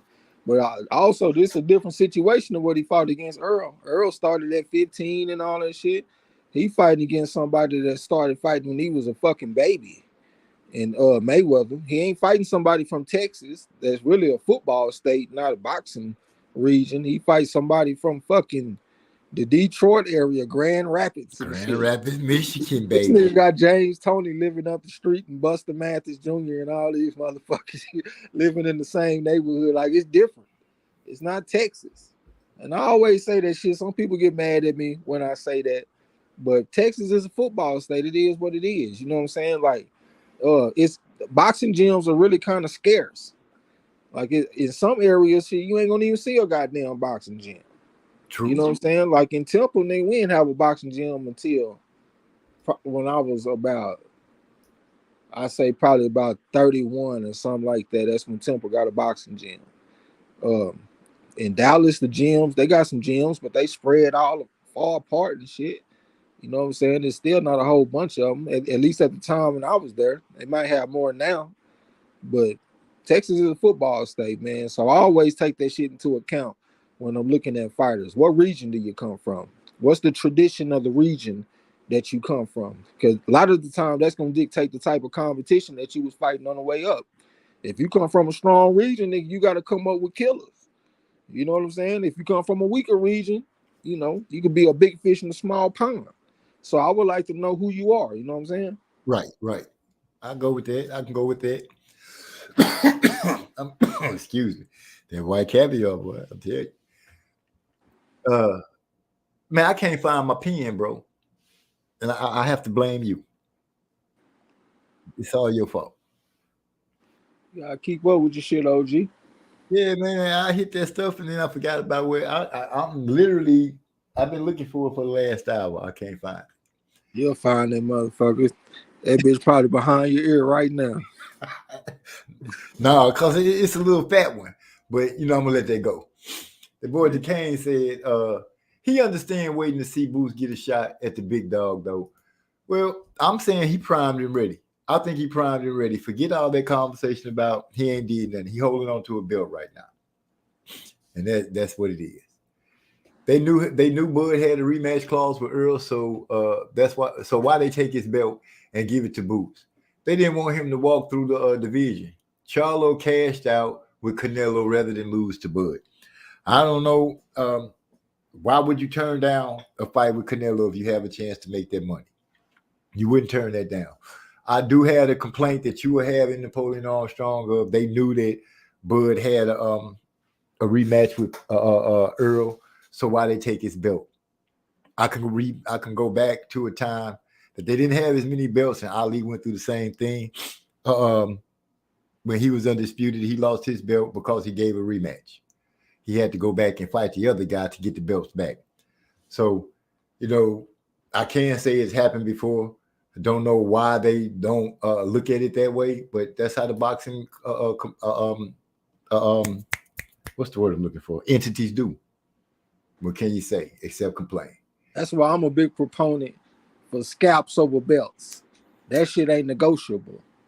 I don't give a fuck what a sanctioning body do, nigga. Who you beat? That's why I'm gonna push that shit to the day I die, nigga. Scalps, nigga. Who? You know what I'm saying? Yeah, who you beat? Good shit, scalps. And when we had that conversation sometime last year, once it started getting broke down and you start naming names, I'm like, yeah, that is a better thing. Yeah, you held belts. If the belts hold the scalps within it, that's what makes the belt important. But if you got scalps, you're just knocking off the top motherfuckers. What can you say about that except go, go, go? Yep. That's what make a great fighter. That's why we think fighters like Harry Greb and Sam Langford the greatest of all time. You look at a motherfucker like Harry Greb, what was he? 39, 6-3 or some shit like that against Hall of Famers. I got to get the exact record, but that motherfucker had like 50 fights against Hall of Famers. You know what I'm saying? Like, right. Them scalps, nigga. You just look at all the people they was beating. So that's where it's at for me, man. Fuck the belts. I mean, I respect the belts to a certain degree. You know what I'm saying? I guess it depends on who holding the belt, or like, cause you can get a belt like a vacant belt or some shit. If it's a belt that's being held on to by a bad motherfucker, and you go out there and knock him off and take his belt, I respect that. But just because you got a belt, you might have got an email belt or a vacant belt or something like that. I'm not gonna look at that and be like, oh yeah, this is a bad motherfucker. Okay. So that kind of put Boots in that era. And Bud was talking to him while stomping Earl. He scared Mel to death. Wow. I don't know. Say Canelo saying it about Crawford isn't the same. Crawford is a 2-time undisputed. Boots is a nuggle who didn't even fight for his belt. This is the words of Socially Scientific, which is correct. He didn't fight for his belt. He got a belt that was stripped to him. And Canelo saying that Bud don't really bring nothing to the table. That's still a good scalp. That's a 2-time undisputed champion that you would take. Because by Canelo's logic, you coming up from a smaller weight class. What if those bigger guys looked at you in the same aspect and say, oh, he's smaller, I don't really gain nothing from him. Yeah, he did what he did in the lower weight classes, but he ain't did nothing up here. What if they took that same stunt? But we all know who Canelo is, and we know nobody could make Canelo fight anybody he don't want to make, because his fans have literally exalted this man so high that he believes it. He believes that he should be able to fight whoever he wants to for the big dollar signs that he asked for. Yep, that's another reason why boxing really more about entertainment and really being a sport. Like, in order for people to take you seriously, it's like you kind of got to build a profile and build up a fan base and all this kind of shit that don't really have nothing to do with what's going on inside the ring. That's why you see fighters, when they get their major opportunities, they be in their fucking 30s. That's why I say, man, boxing is really more of an older athlete sport than a younger man sport. Because when you're a younger man and your talent is at its peak, you're not getting them type of opportunities. You know what I'm saying? So that's one thing I don't like about boxing. I wish we could change that shit. Because today, if Ali was 22 and Sonny Liston had the belt, Ali wouldn't get the opportunity to fight Sonny Liston. You know what I'm saying? More than likely. Unless he had a promoter that was willing to put him on the fast track and all this kind of shit like they did with Lomachenko. Right. That's the only way. But most of the time, 9 times out of 10, we wouldn't see that fight. Yeah, I can agree with that because today's is so much red tape for these boys to go through. Once they do get the belt, they're not trying to fight anybody that can possibly cause them problems, which sucks. Then Napoleon Armstrong saying Bud getting older. That's why he's there to be great before Father Time shows up. Yeah, he already 36. He'll be 37 in September. Yeah, that's what I'm saying. That I was saying about him moving up in all the weight classes. You know what I'm saying? That, you know, he would have to go and fight those dudes instantly pretty much because time is not on his side. So all his moves that he have to make got to be calculated and daring. Or what are they for? You don't want to see him fighting somebody that you know he going to beat. I kind of think he wants the winner out of Tim Tszyu and Keith Thurman, though. That's what I kind of think was going on. Okay. They fight on the 30th of next month, right? Yeah. And then depending on how competitive the fight is, they're going to have to take the mandatory suspension before they can start negotiating and everything. But how long will the suspension last, depending on how brutal the fight is? Yeah. I don't know a lot about all that there. The suspensions and all that shit, you know what I'm saying? But I do be seeing that on BoxRec, though. Like, after the fight, they'll put their yellow tape up there. Yeah, they get suspended automatically after a fight, and depending on the brutality of the fight or how much damage you took, that tells you how long that they got to sit out before they can fight again. Yeah. That must be some American shit because the UK got a journeyman class, and some of them motherfuckers literally fight like every week, every 2 weeks and shit. The motherfuckers that be having records like 39 and 160 and 20 or some shit, you know. Yeah, they got a straight journeyman class of fighters like that. And they don't be getting suspended after they fight it, apparently, because they be right back in the ring the next week. I'm gonna try to dig into it and see if it's an American thing then. But I know I've heard them speaking about it after certain fights, where they was like, "Oh, he got knocked out. He gonna be suspended for this long, or he took a beating." You know what I'm saying? He gonna be suspended for a minute. And yeah, I feel you. Because like I said, I see that on BoxRec. They put the yellow tape up. But at the same time, it's been plenty of times where like I be wanting to make a bet, or like not really Chan Ross, because Chan Ross don't really put these type of fights on there. But it really be like we want to make a bet. And I might see like a younger upcoming prospect or something, got a deep amateur background. But they got him going against his journeyman, and the journeyman is tough. This motherfucker, like for example, this I saw a dude one time that was 16, 23, and 1. And he only been stopped one time. He tough as a motherfucker. And the only time he got stopped was because of cuts. He ain't never been concussed and knocked out. But the only thing is he had just fought last week. And I didn't see that shit not go well a few times. So I'd be kind of stuck in that position. Like, what do I do? Do we lay a little bet? Or we just stay away from this shit? Because this motherfucker just fought last week. He might get knocked out today. Because I be wanting to, you know me, I be wanting to take the decision and shit, because that's where the money be at. Yeah, I feel you. I'm just in for the ride. Or Rod X says, hey, I'm gonna get this right. Personally, I still want to see Bud versus Jamil. Well, I wouldn't mind seeing that fight too. But those boys got to get whatever issues they have outside the ring straight. It seemed like it bounced from one twin to the other.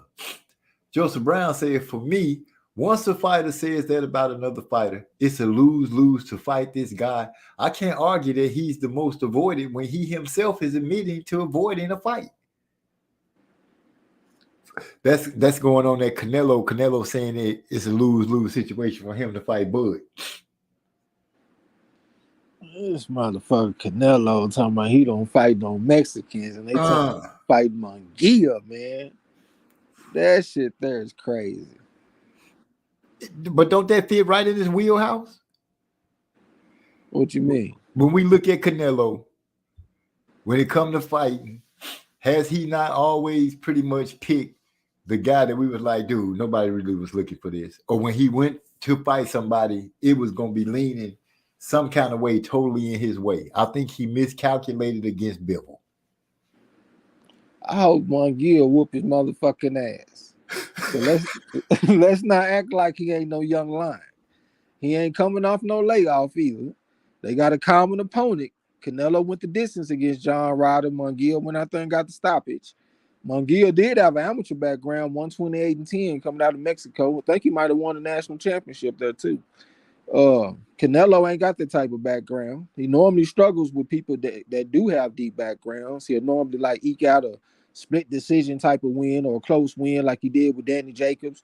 Sometimes they might flat out rob a motherfucker like they did Erislandy Lara. I thought he beat Canelo. That was just my opinion. You know what I'm saying? Close fights against Triple G. Never really did. Just dominate him. Went out there and got picked apart by Bivol. You know what I'm saying? I know Munguia ain't got that type of skill, but I'm just saying he ain't some guy off the streets either, though. You know what I'm saying? Like, and he improving and shit too. And he got a lot of confidence, feeling good about himself. I hope he go out there and whoop Canelo, because it ain't out of the question for the young, hungry lion to go out there and knock off the old lion. We done seen that plenty of times in the history of boxing. You know what I'm saying? Yeah. I have to look at it as this being Canelo.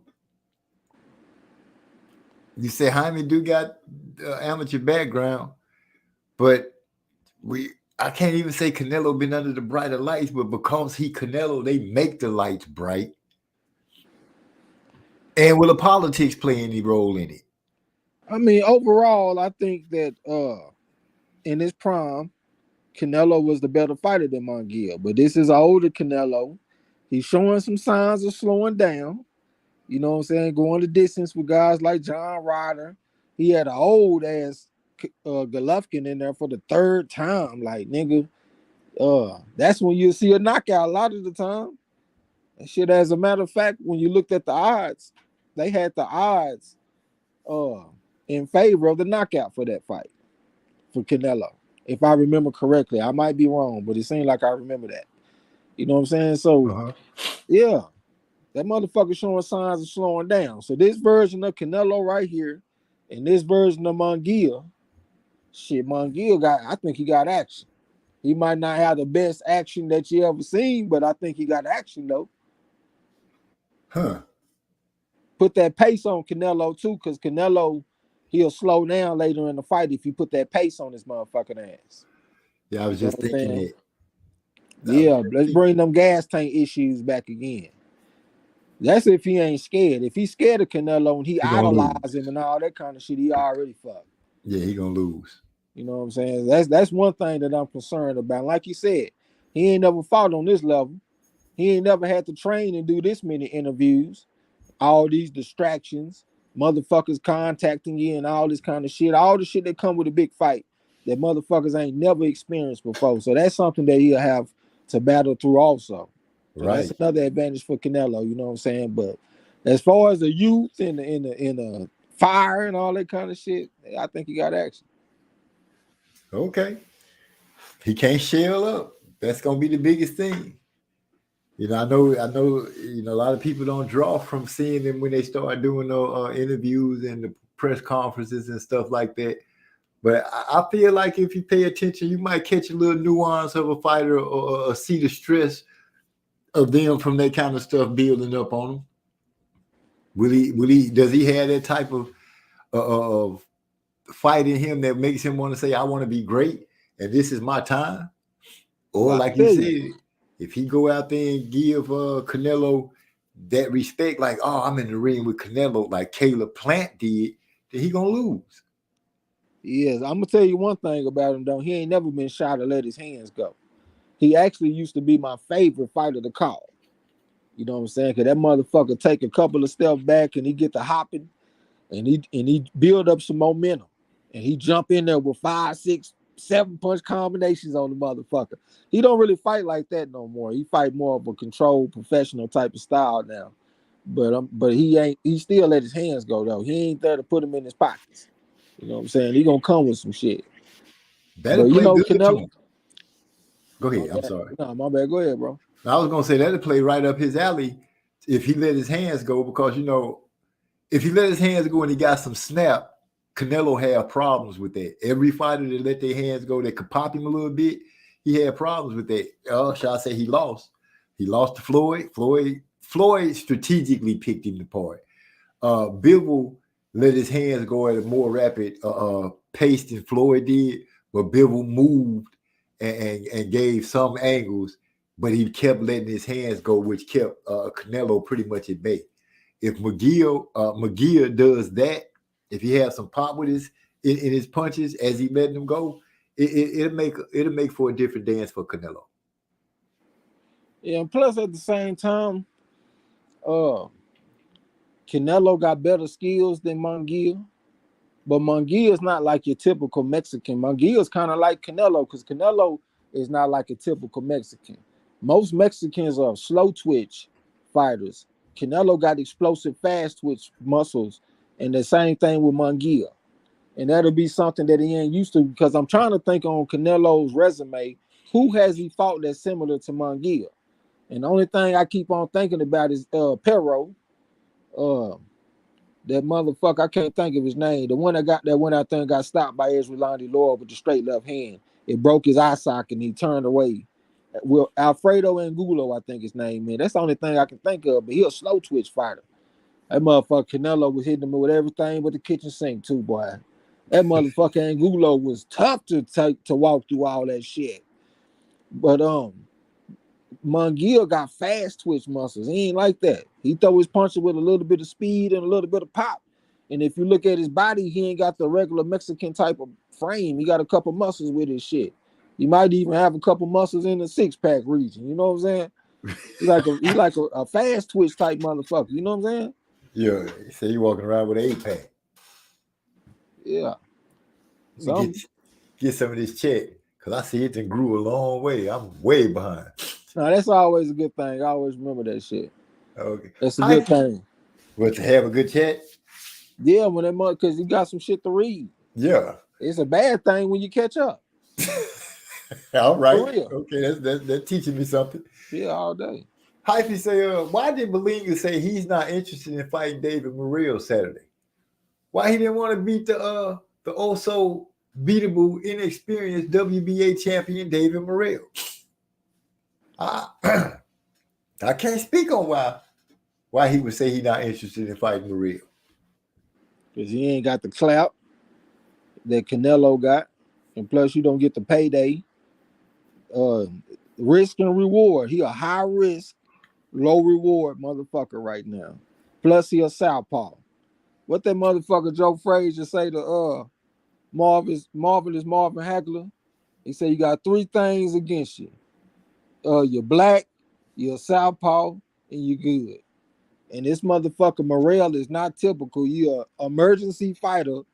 When you get in the ring with him, your people worried about you. Your family, your girl, your everybody concerned. And at the same time, his frame, 78.5-inch reach. That got to be the longest reach of the division. And he young, he like 24. Amateur background and shit. I can't think of it right now for some reason. My mind going blank. 130-2. 5 on the scale. 1 gold at the Youth AIBA World Championships. It's a bad motherfucker to fight, and you only gonna make $100,000 or something like that. You know what I'm saying? So they like, man, fuck that shit. Go where the big money is. At least try to. Yeah. And that would be your answer right there, Hyphy. I think that was a good one. Moody Trayweather say, shout out to Bob Arum for having Bud's career on ice. Yeah, Bob did a lot. that didn't let him shine.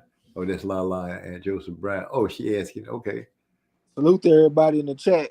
And I also got to say, I'm not condoning the shit that I'm saying. I just understand they thinking, but I still would like to see these fights. I'm not the person that like to put up obstacles in front of motherfuckers where they can't fight.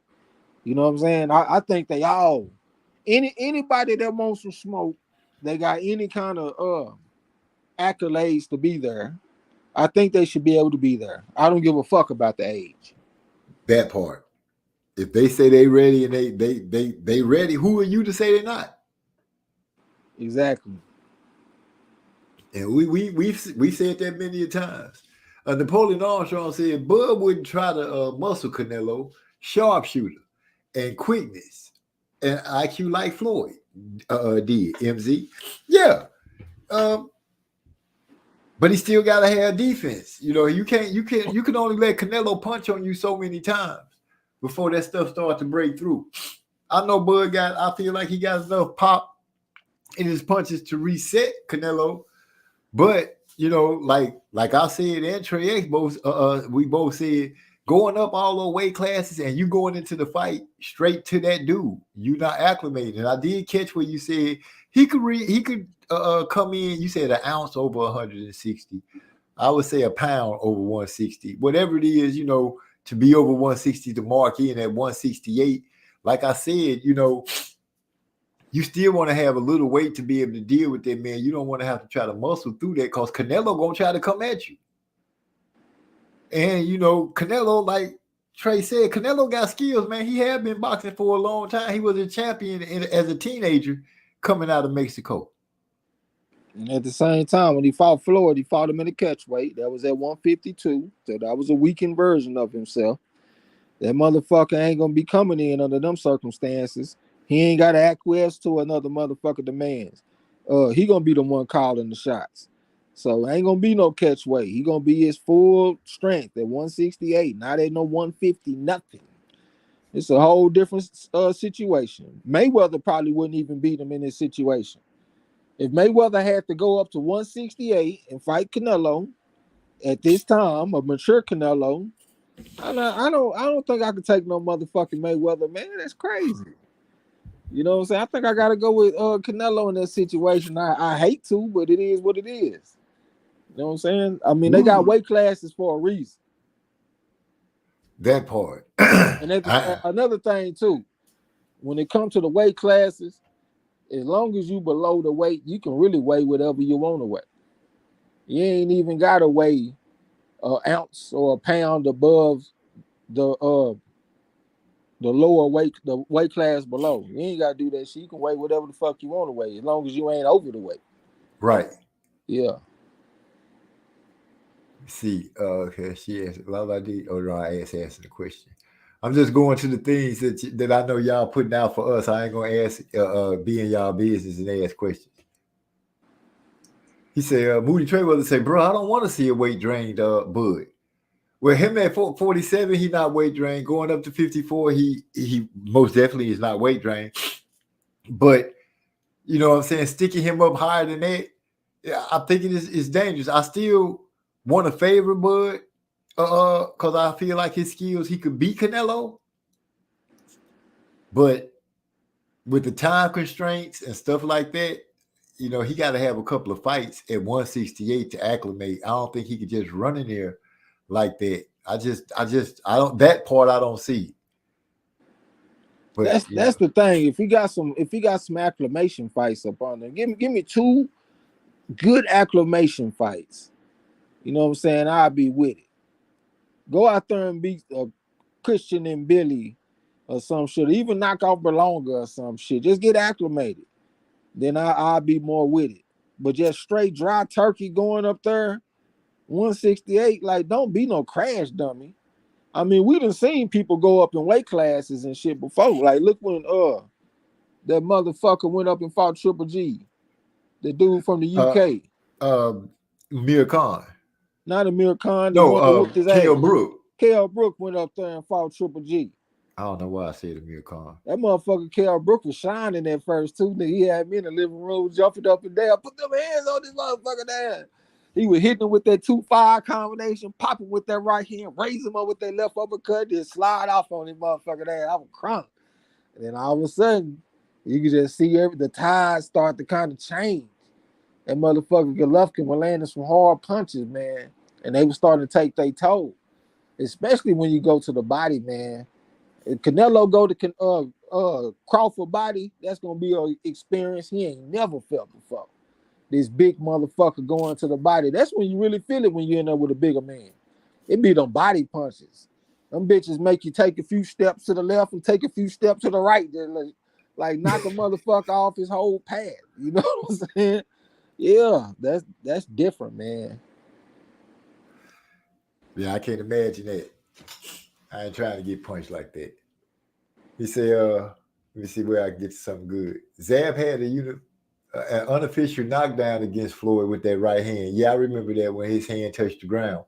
He hit him with the check right hook, southpaw stand. And sent him wailing back. And his right hand did touch the canvas. Which by right, that should have been a count. Yep. Should have. But to the referee's discretion, it wasn't. But then, shoot, what ensued after that was just ridiculous. He had another knockdown against a dude named Jesus Chavez, too, when his hands was messed up. He hit that motherfucker, and his hand started hurting. He went down. He stooped down. Yeah, and touched his hands on the ground. And came back up. Yeah, I remember that because he had that old face like his hand was hurt bad after the punch he threw. He was in agony for the whole fight. That's one of the most mentally tough performances I ever seen, where a man fight a whole fight with not one hand fucked up, both hands fucked up. I never seen that before. I've seen guys fight with one hand hurt several times, you know what I'm saying? But both your hands hurt every single time you hit the motherfucker, you wincing in pain. Ooh. Hey, Mayweather was a mentally tough motherfucker. And just his discipline and all that kind of shit, man, you can't take that off the table, man. That dude was not typical. But the same thing could be said about Crawford, though. He ain't your typical motherfucker. He very disciplined. I actually like him because, like, he do things, like, he more like a down-to-earth type guy.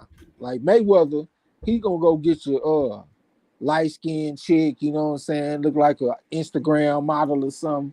Shit, that nigga Crawford gonna pull up with that BBW from the hood, you know what I'm saying? He don't give a fuck, nigga. He gonna dance with who he came with. I can respect that about that nigga. I do respect that. Hell yeah, that's real nigga shit. All day long. That's something I fuck with when it comes to Crawford all day.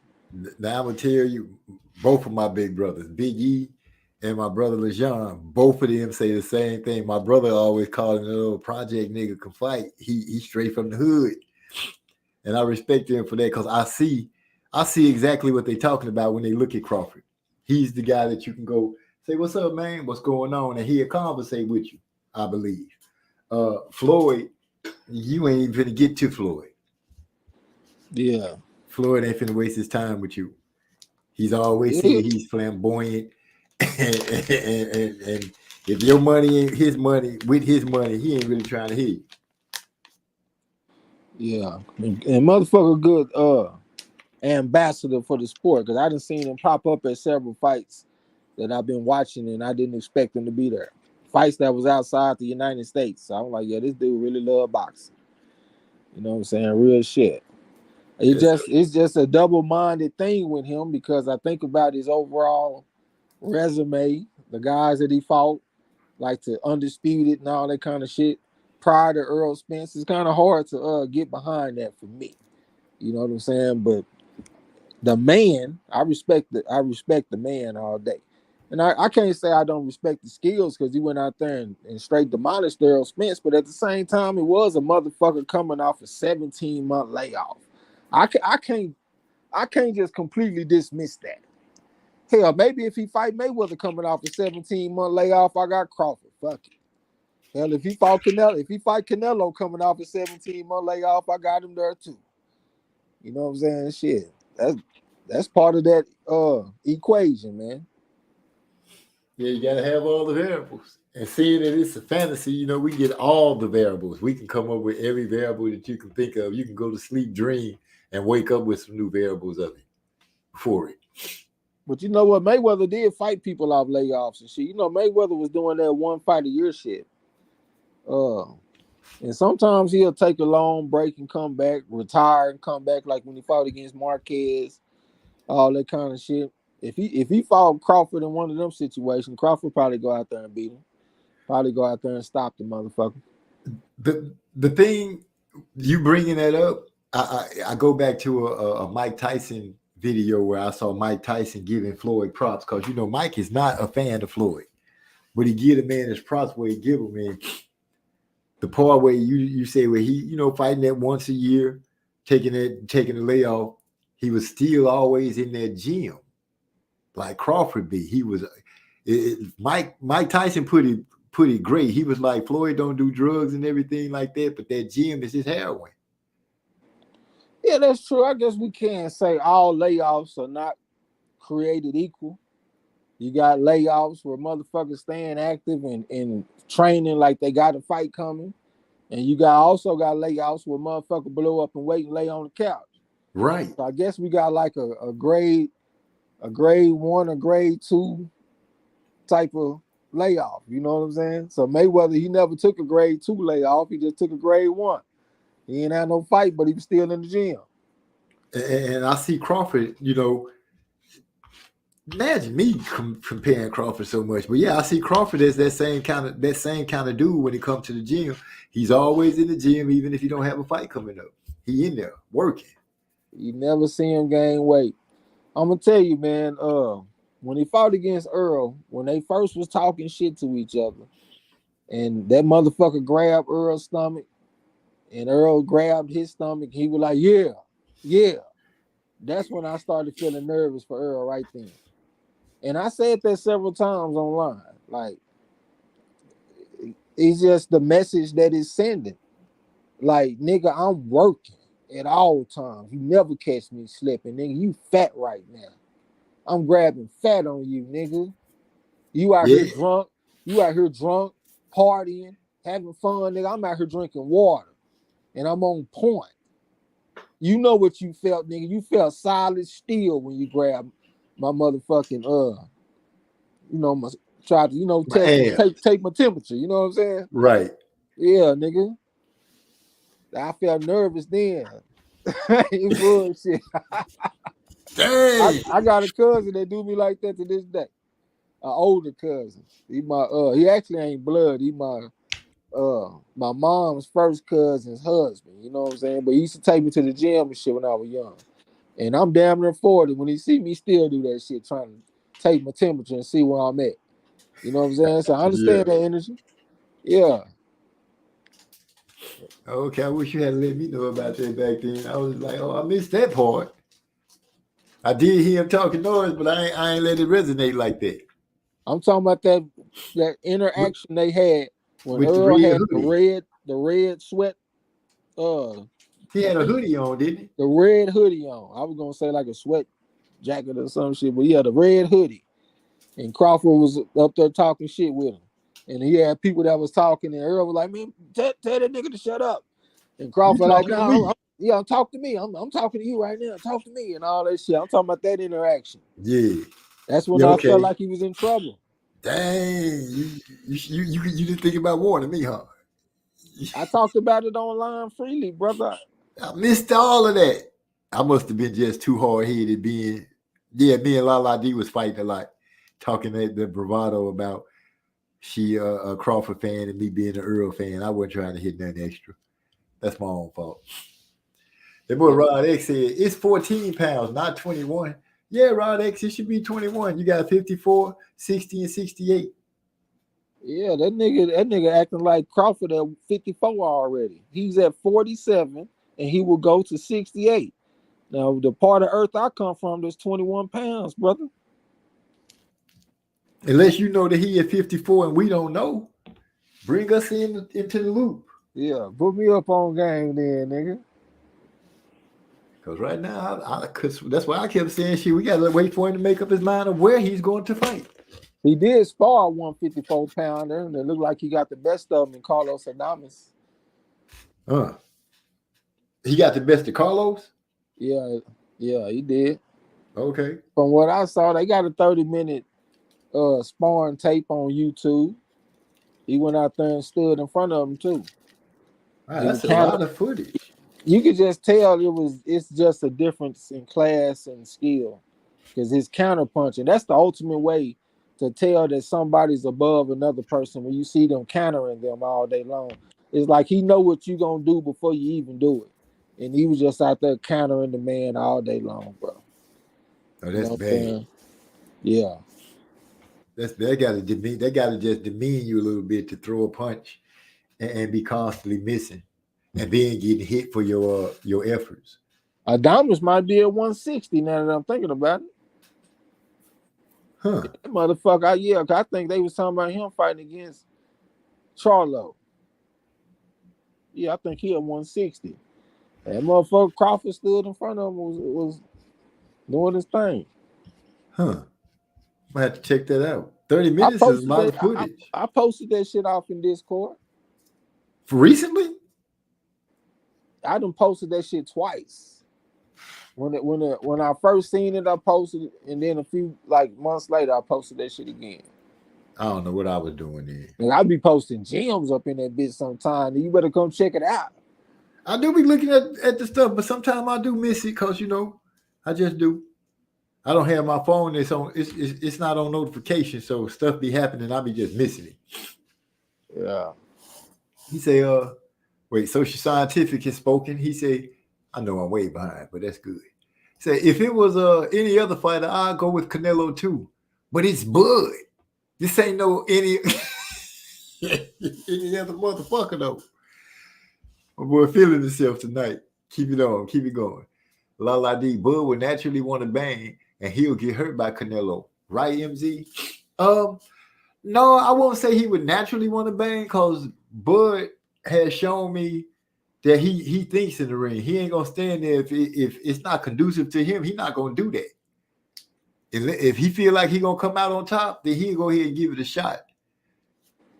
But I don't think I can honestly say going against Canelo, I can't think of any fighter that could stand there and just straight up bang with him because he got skills up close where you do see Canelo can make you miss. And he can't counter you. Yeah.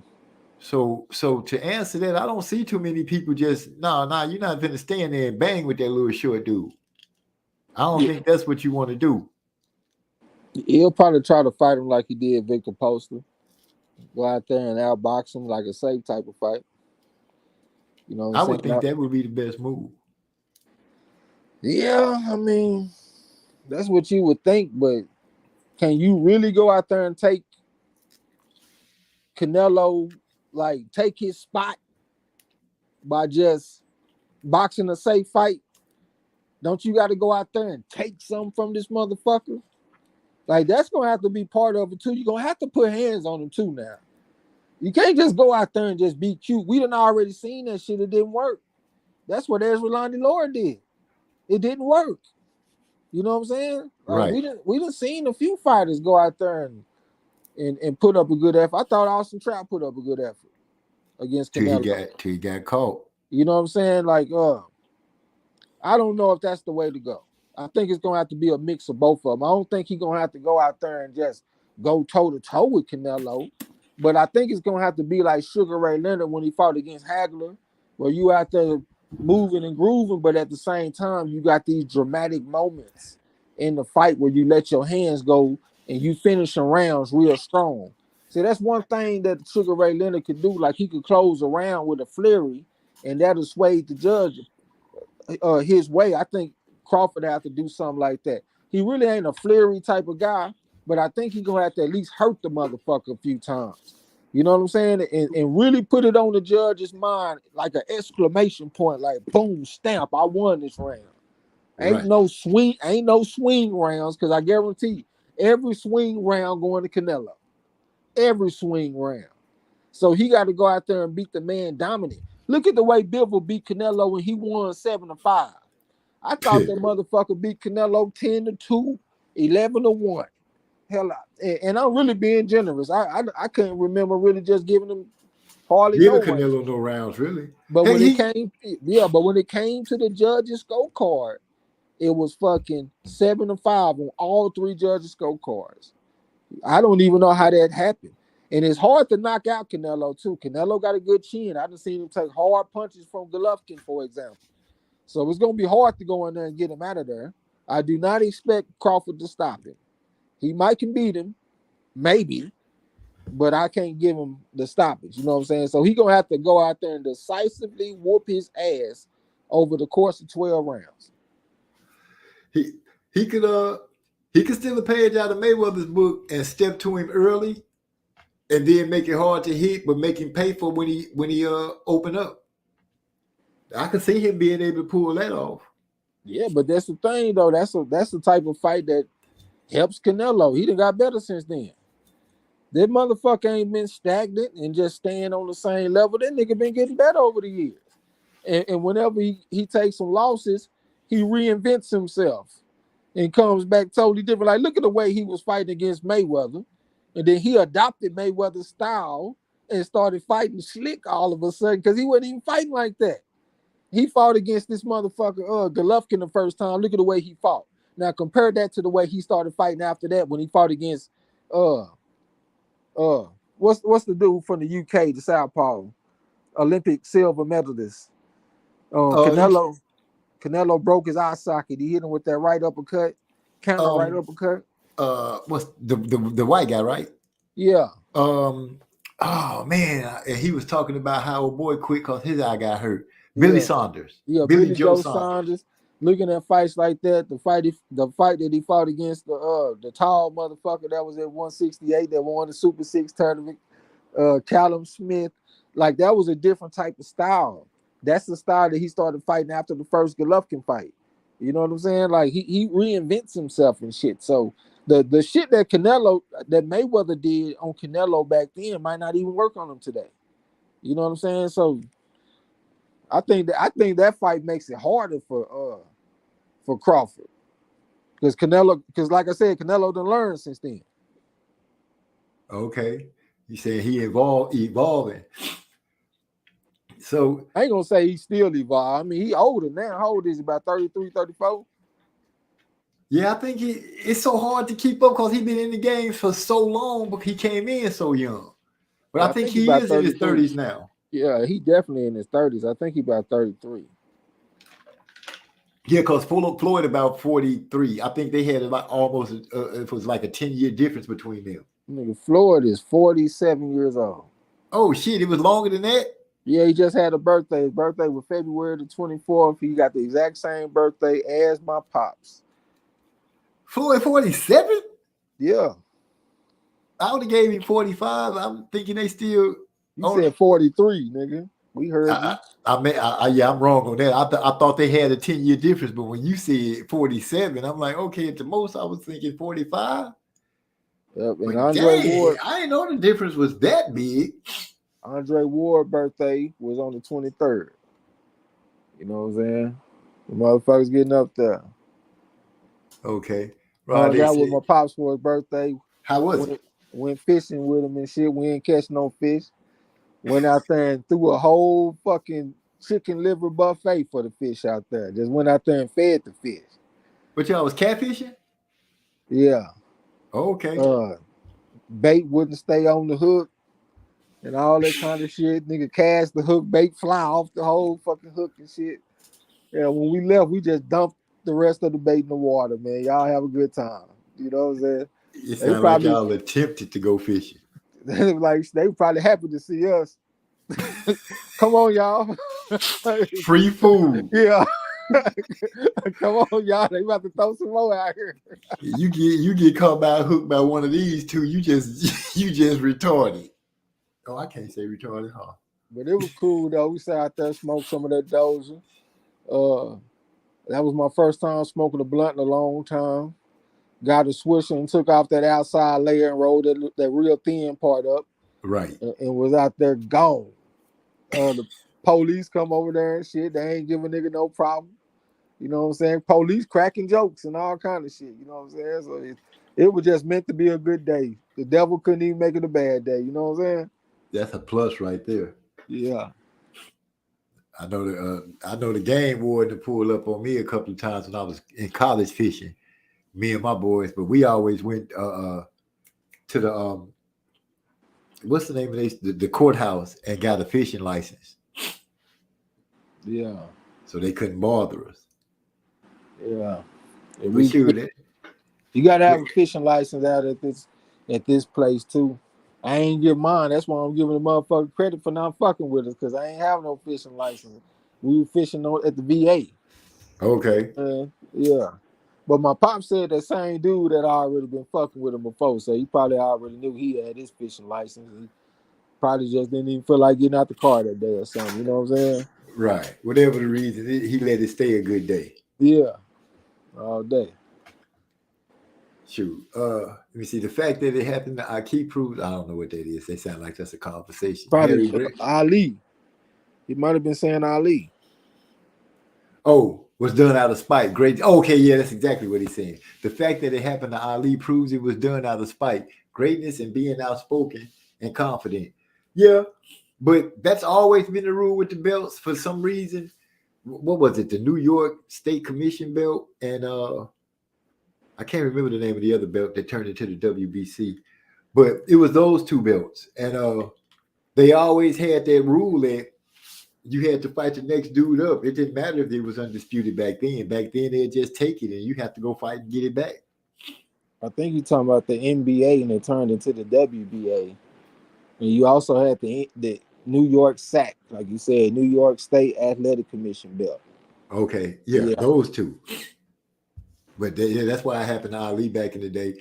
That rule is just that's always been a long-standing rule. I've never understood it, but I can say that I've seen it be dang, I just had a brain for it. Enforced. I've seen it enforced on more than one occasion. So I don't really break too much of a stink of it because I know they've done it before. Lala D say, I'm scared Boots would get aged out with no great fights. You're too young to get aged out. She know all about that. She thinking about Andre. Let's turn this shit back into a sport, man. God damn. You can't get no fight because you don't sell tickets. He's not a big draw. And all these old weird ass reasons that people be getting to where we couldn't see fights. Man. Make this shit a sport, man. Where we actually the goal is to see who's the best. Is that really the goal right now? To see who's the best? Now the goal is to see who can make the most money. Yeah, let's make it what we want to see who can be the best. And you skipped over Rod's comment. He said Harry Greb is the only man to beat Gene Tunney, and that is absolutely true. Gene Tunney was a bad motherfucker, the fighting Marine. Harry Greb, that motherfucker went like what 34-2 in one calendar year. We be talking about fighters being active. This dude here fought. He actually had the year where he had more fights than that. But he had 1 year he was 34-2 in one calendar year. This motherfucker had over 300 fights. He died when he was like 24. Thinking about that. That motherfucker died when he was 24. And look at all the goddamn fights this man done had, man. All the scalps that he collected and shit. He ranked number 2 all time on a lot of lists by credible people. You know what I'm saying? Those were some different type of motherfuckers back then, man. How did he die? Huh? How did he die? Motherfucker died on the operating table. Had an eye injury, had to get surgery and died like that. Same thing happened to Georgia Deacon. What's my man's name? The first black middleweight champion. He was also a southpaw. I can't think of my man's name.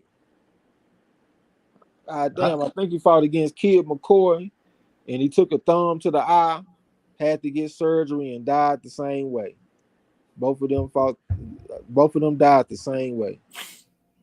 That's tragic. Yep. He's a bad motherfucker, man. Huh. I have to look him up. Napoleon Armstrong. Can't blame Mel for cashing out like Ryan doing. I'm just saying it worked out perfectly. It worked out perfectly for Mel to dodge that narrative, but he lost more from legacy. Wait, from a legacy standpoint by pitching up versus Canelo. Bitching up. Give me a second, bro. Cook for my job calling. Damn it. Yeah, I think it would have been better for him just go ahead and fight Crawford because he might have thought he can actually beat Crawford, and maybe he would have fought like a man. Maybe still lost, but he would have retained the respect of the people. The way he went out there and fought Canelo, he fought like a hoe. Especially after hearing them talk on them videos of talking about hitting that girl and shit. I can't remember who posted that. Somebody posted a video where he was bragging about hitting a woman. And he was laughing, talking about she was acting tough, and she ended up calling the police and shit. And he was just talking shit about it. And then he went out there and fought Canelo and fought like a sissy. After running, he acted like he was scared to hit him hard because it might make him mad. That's what it looked like to me. You know what I'm saying? Hardly threw any punches, didn't even try to win. I think it would have been better for him if he would have fought Crawford because he might have thought he can win. He went out there and fought like a man. He fought like a hoe. Like, I ain't even interested in seeing him fight no more. You know what I'm saying? If he retired right now, I'm cool. Go ahead and get your motherfucking ass out the way. You know what I'm saying? Let me get this other device so I can see the chat, though, man. I can't see the chat.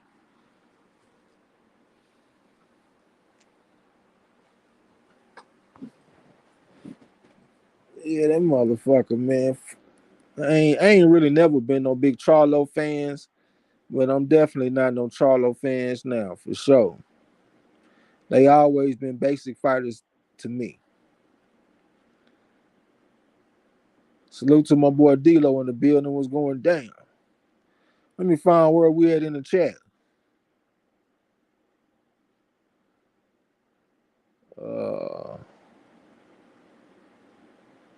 I might have to just find a spot and just jump in there and get to talking. I think y'all done got way away. I'm just start at the top from what I see.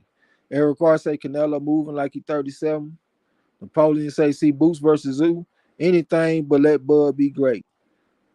I think that's a cool little fight though. Oh, you talking about Boots versus Zoo? I was thinking about Crawford versus Zoo.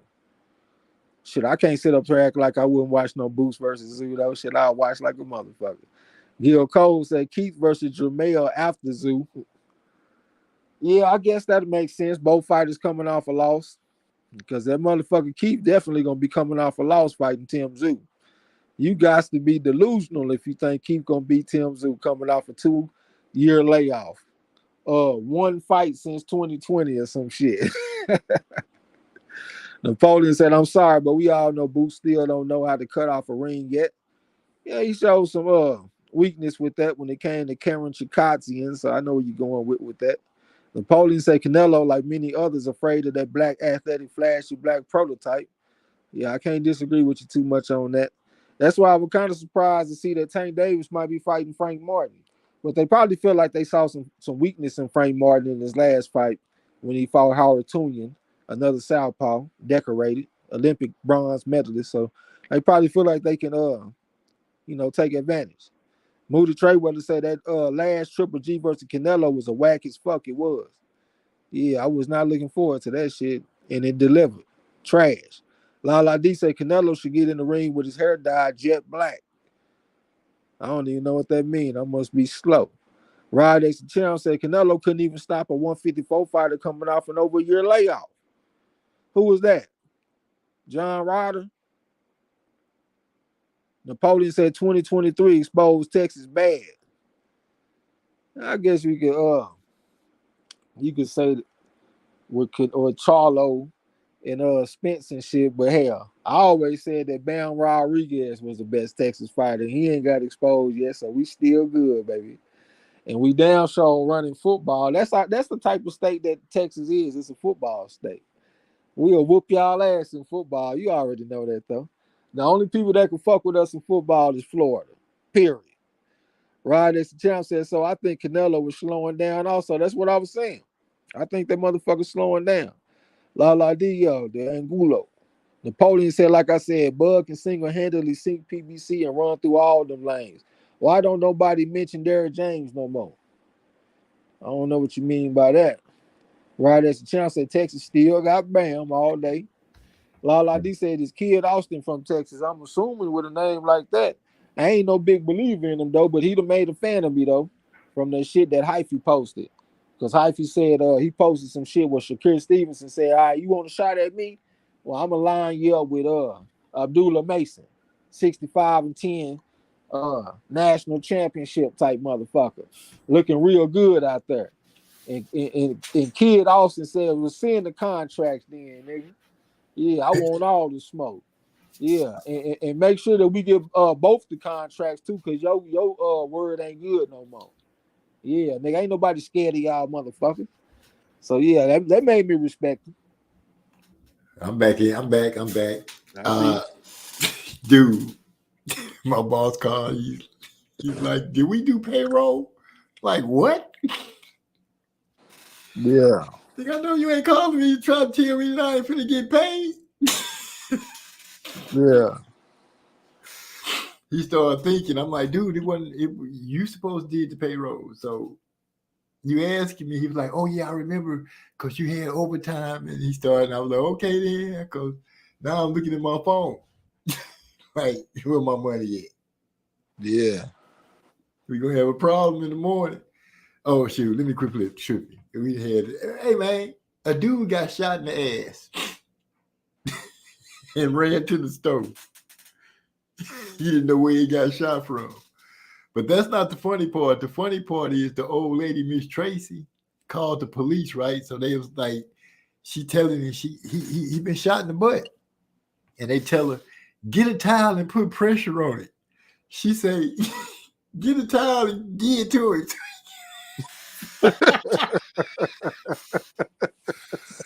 I was too through, bro. She said, get a towel and give it to it. You got to put pressure on it. I'm like, that's not what that lady said, though. I'm wondering what kind of neighborhood is this where niggas can walk down the street and randomly get shot in the ass? God damn, nigga. Man, I don't know. You know how people be out shooting sometimes. He could have just caught a straight bullet, which is really messed up, but he ran over to the store. They had to shut the store down for like 2 hours because this man up here with his ass shot. Damn, he got blood all over the place in that bed. No, they ain't let him in. They kept him on the outside. You stay out there. Yeah. He ain't coming up inside. You stay outside in the parking lot. But yeah, that. Where were you at on the chat? You seem to be killing it. I say continue. Let me pull up my phone. So you want to catch up to me?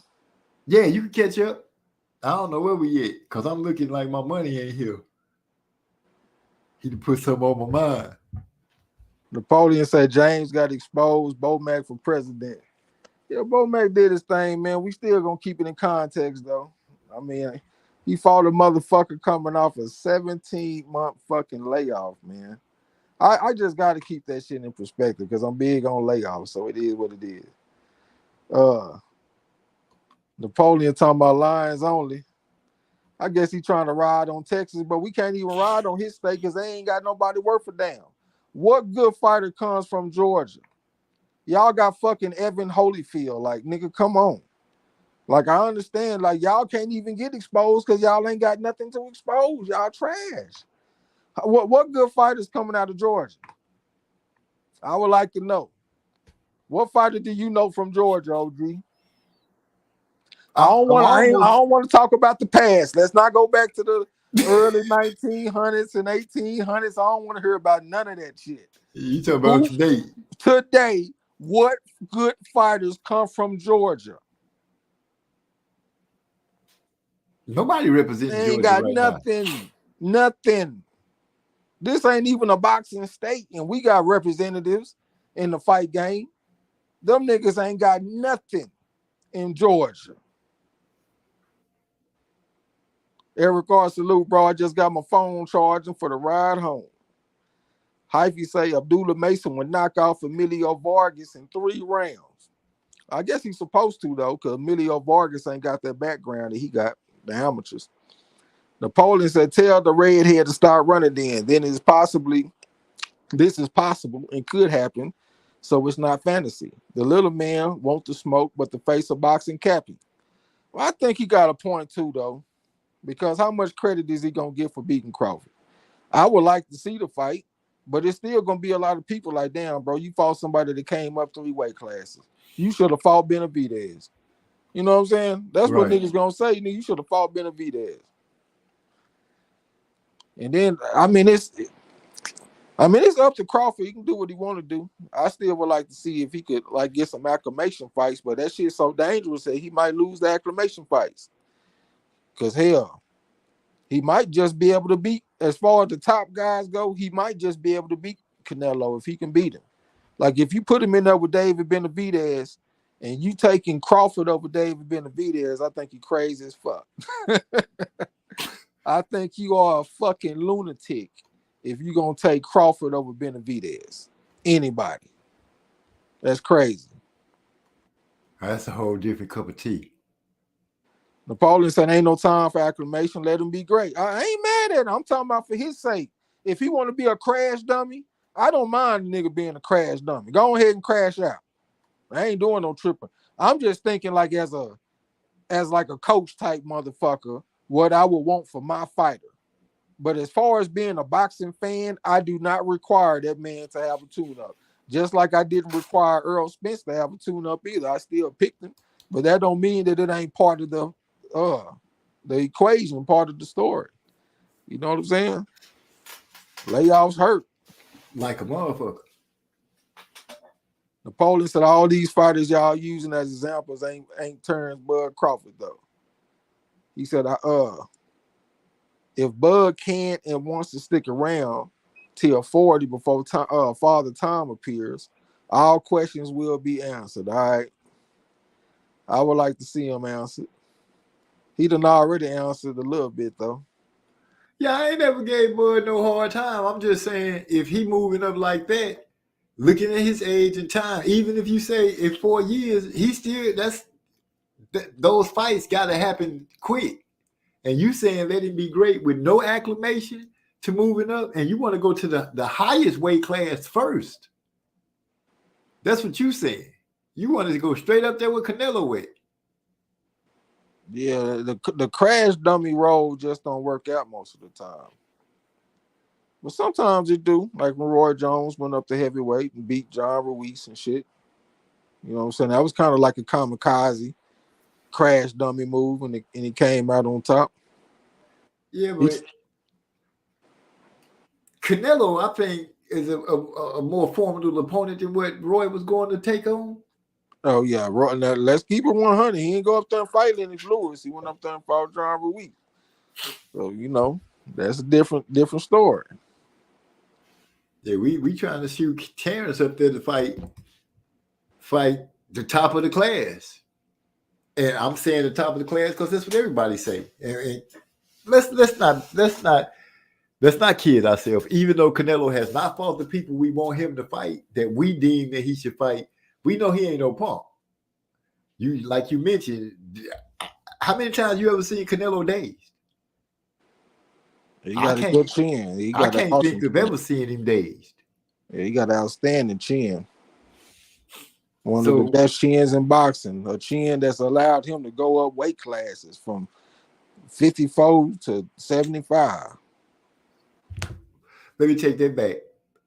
I think we saw Canelo. We saw a punch that made Canelo look like he thought about it for a second, and that's when he fought Kovalev. But then Kovalev didn't follow up with nothing after that. I think he got dazed early in his career too, if I ain't mistaken. I might be tripping. Napoleon said Bud can be a real force in MMA, in my opinion, as well. No bullshit. I don't know about that, man. I think he would do better than most boxers because he got a wrestling background. Yeah, but when they get to putting them leg kicks on his motherfucking ass and putting them elbows and shit on the motherfucker, I don't know, man. That's a whole different story. That ain't wrestling.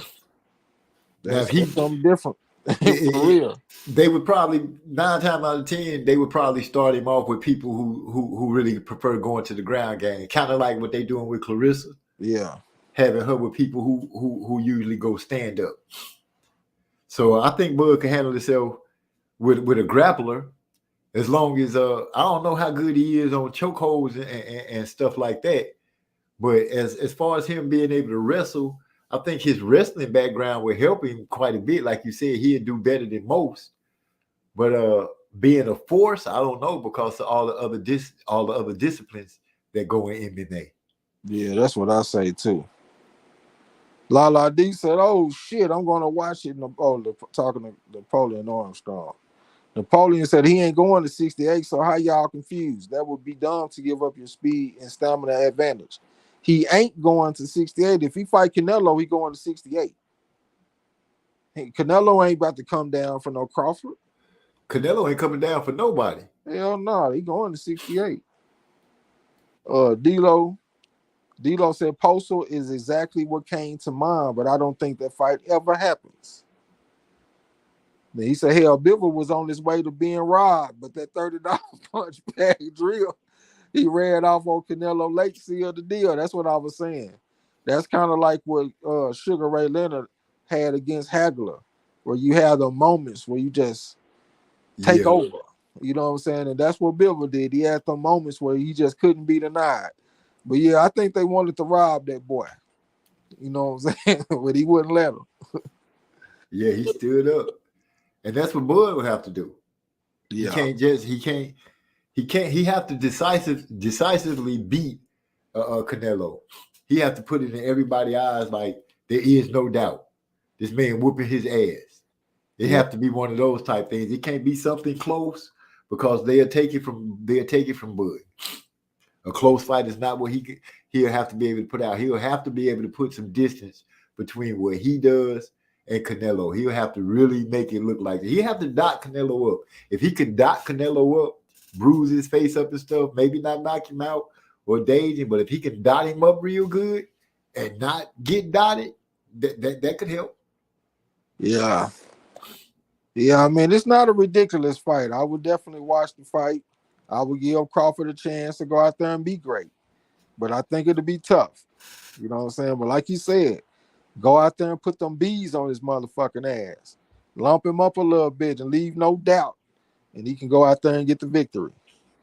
But that'll be tough, man. I got to go with Canelo. Rod X the Champ said one judge called it a draw against Floyd. Yeah, I can't remember that motherfucking name. She out of boxing. CJ Ross. It was a lady. She out of boxing. Only two names that come to my mind is CJ Ross and Adelaide Bird or something like that. So Adelaide is the lady, right? I guess so. Then that's her. All right. Because I remember seeing a documentary when they speak about her, because they say she had to fight a draw, and she's never judged a boxing match again. Yeah. They got her ass out the game. You gotta go. Yeah, she needs to be gone with that bullshit. Eric Carr said, and what if Canelo land or graze Bud with that punch he hit Mel with to make him stop fighting?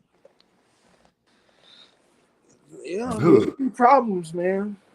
I give Crawford props for the chin that he showed against Earl, because a lot of people don't like to admit that Earl landed any punches, but he did. But Crawford took it very well.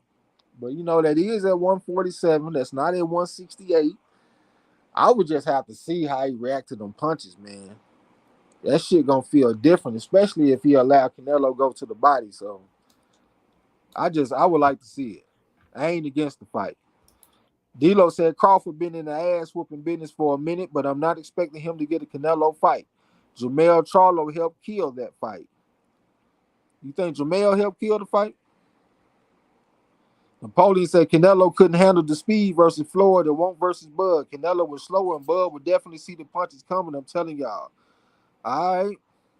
That definitely ain't no Earl Spence, though.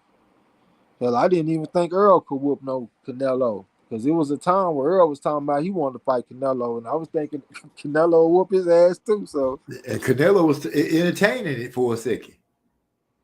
He was like, that would be a good fight. I was like, oh shit. If Canelo agreed to it, Did he see something that's gonna be in his favor all the way? Yeah. Napoleon said, my brother, February 24th, too. So Napoleon, brother, my pops, and Floyd Mayweather. It seemed like it was somebody else, too, that was on the 24th. Maybe it'll come to me. Eric Ross said, like 32. Yeah, I thought that motherfucker was 32 when he fought Golovkin. He said, 33 at the most. Canelo was Earl age. Yeah, I know he in there somewhere. Napoleon said, use shrimp. I don't know what he talking about. Canelo was 23. Floyd was 36. So he 33 or 34. Yeah. Salute to Neos. RKH. Okay. This your first time in the building. Yeah, salute to you. Appreciate you stopping through. D-Lo said the goal now is to brag about promotional outfits. Lala D said even Abdullah Mason is saying let's make boxing great again, and he's a teenager. I think he like 20. He a bad motherfucker though. 65-10, multiple time national champion, southpaw, counter punching. Seemed like he got some pretty good power. Yeah, he looking like a young phenom.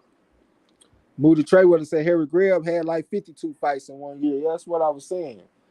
Because he was like 34-2 in 1 year. He might have been 37-2 or 30. No, it was 34-3. That's what it was.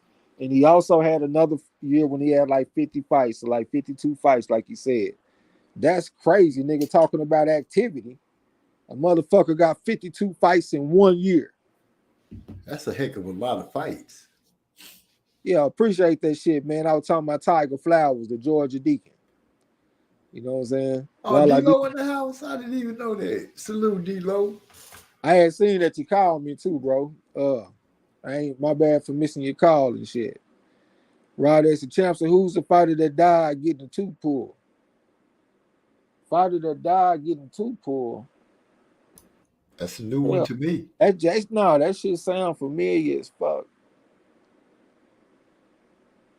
Hell, that might have been who I'm talking about.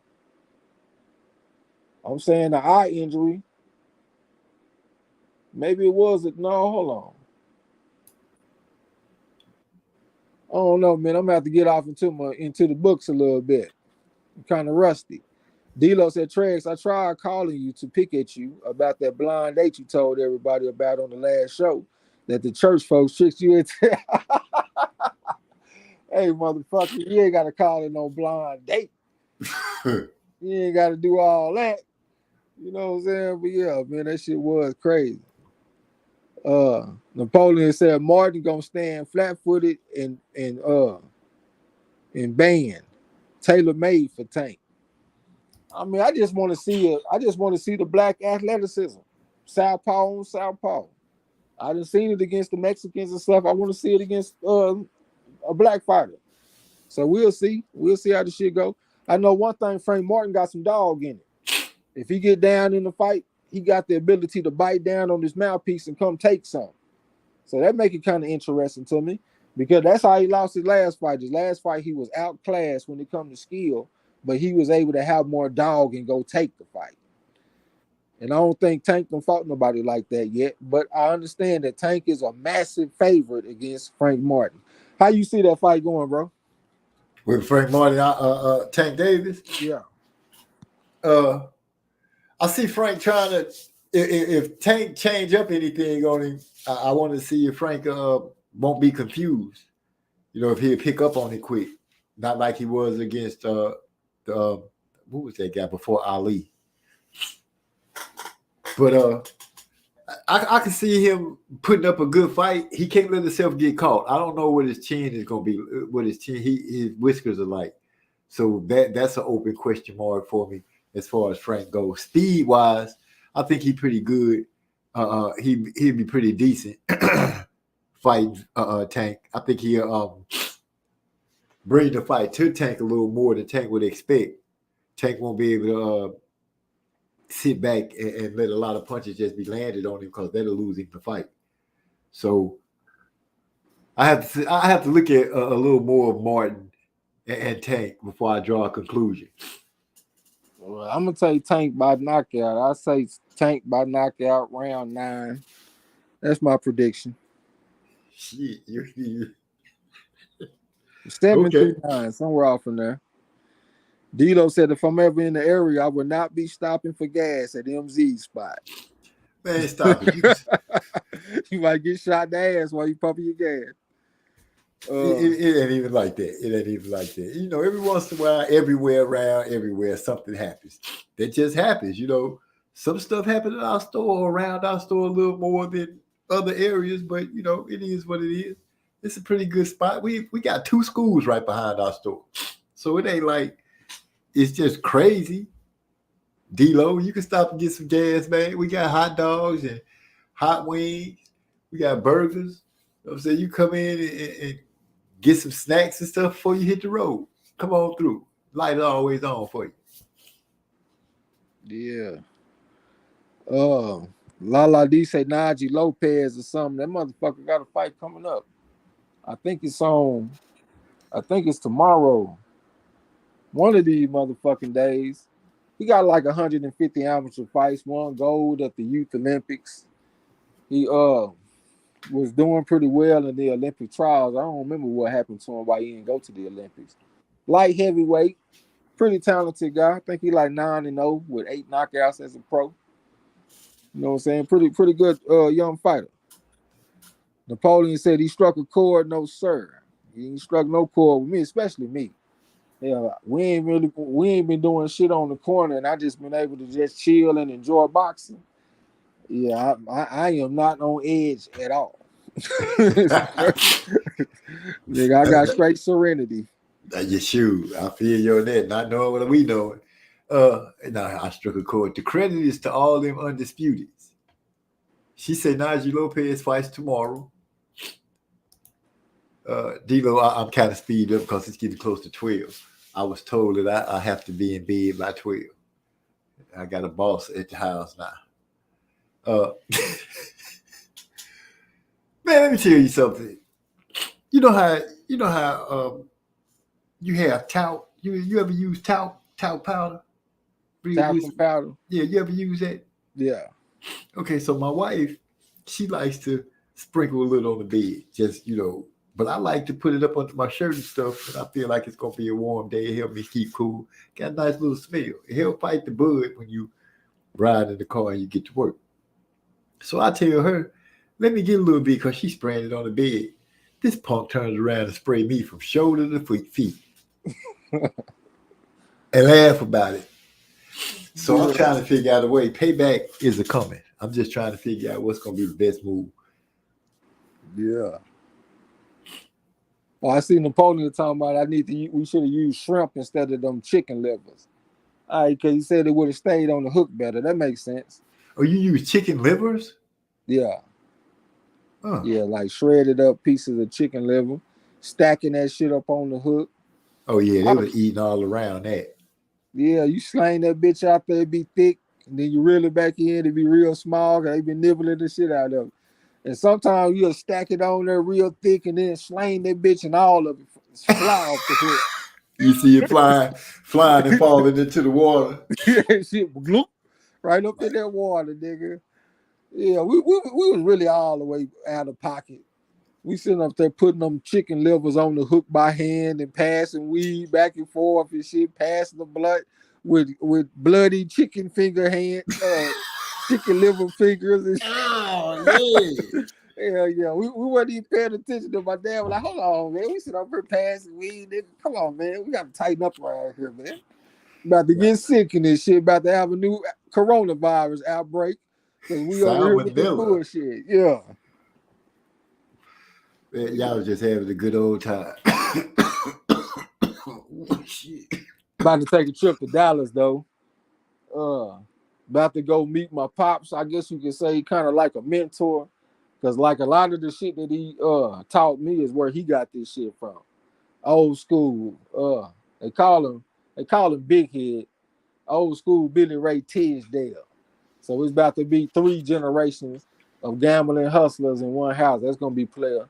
Because I know that this dude is real important to my dad. So I'm looking forward to this little old trip. You know what I'm saying? Yeah. Yeah, but that's how we learned the nations and shit. From this nigga. 75-year-old OG, you know what I'm saying? OG. He got that time in. Yeah, 75, man. Motherfucker born in 49. He can tell the motherfucker, kiss my ass. Keep on moving like he ain't never said nothing. Yeah. I can't. Well, I could wait, but shoot, I'm just saying what I want. Man, what am I doing? This man to call me and ask me about my. I'm tripping right now because I'm like, dude, you know how mad the employees are going to be? Nigga, you better get up in that chat before Miss Wallace come in here and get on your motherfucking ass for being behind schedule, nigga. I'm a G. Yeah, you just let us know that you put your ass on a curfew. That's why I'm gonna break it. She might be in the background listening while you doing it. Yeah, I ain't thinking it. I see here talking to you. Let me just not be. Let me go ahead and read a little bit. Yeah, this white caviar got me feeling too much. You got 34 minutes, nigga. Well, it's time to shut it down. Yeah, I ain't scared. So we got 29 days in this month, right? Yep, leap year. Okay. Somebody at my job was talking about it's some kind of twin thing that they got that's a leap year baby or something where your birthday is on the same day, but y'all not born on the same day. I don't get the dynamics of it, but they was all happy. I was like, this shit sound crazy. So one motherfucker born at 11:59 and the other motherfucker born at 12 or some shit. No, they straight born in different years. That can happen though, right? December the 31st. One motherfucker born at 11:59 and the other person born at 12, so that make them born on January 1st of the next year. Yeah, twins can be born like that. Yeah, it's possible. I don't think that's what she was saying though. But if I can't remember what the name was she was using. Let me go ahead and finish out. Napoleon Armstrong said, "I'm not seeing it as crashing out. That's what it is." I don't know what that part is. D-Lo say Cotto's brother almost dropped Canelo. Had him wondering where he was. Okay, that's the other time that he got staggered. He talking about when Crawford go up to 168, go up 21 pounds to 168 to fight Canelo. He don't consider that crashing out. I do though. Shit, just in the history of boxing, whenever I see people do that type of shit, they lose. They don't go up there successful. So I consider that crashing out. And again, Crawford not moving up to go face. He not facing, I would say, the toughest 168 pounder. When you look at it. Yeah, they wouldn't be talking all that. They want to see him be great shit if he wanted to go fight Benavidez. Yeah, that part. They'll say they will, though. They'll say they'll back their guy against anybody. But I think that's a hard sell. Benavidez at 168. Heck yeah, because Benavidez got the height. And he gonna pressure. I know Crawford could fight, but that's a lot. That's a big scale to be talking about. That's tough. That's emergency. The whole fight.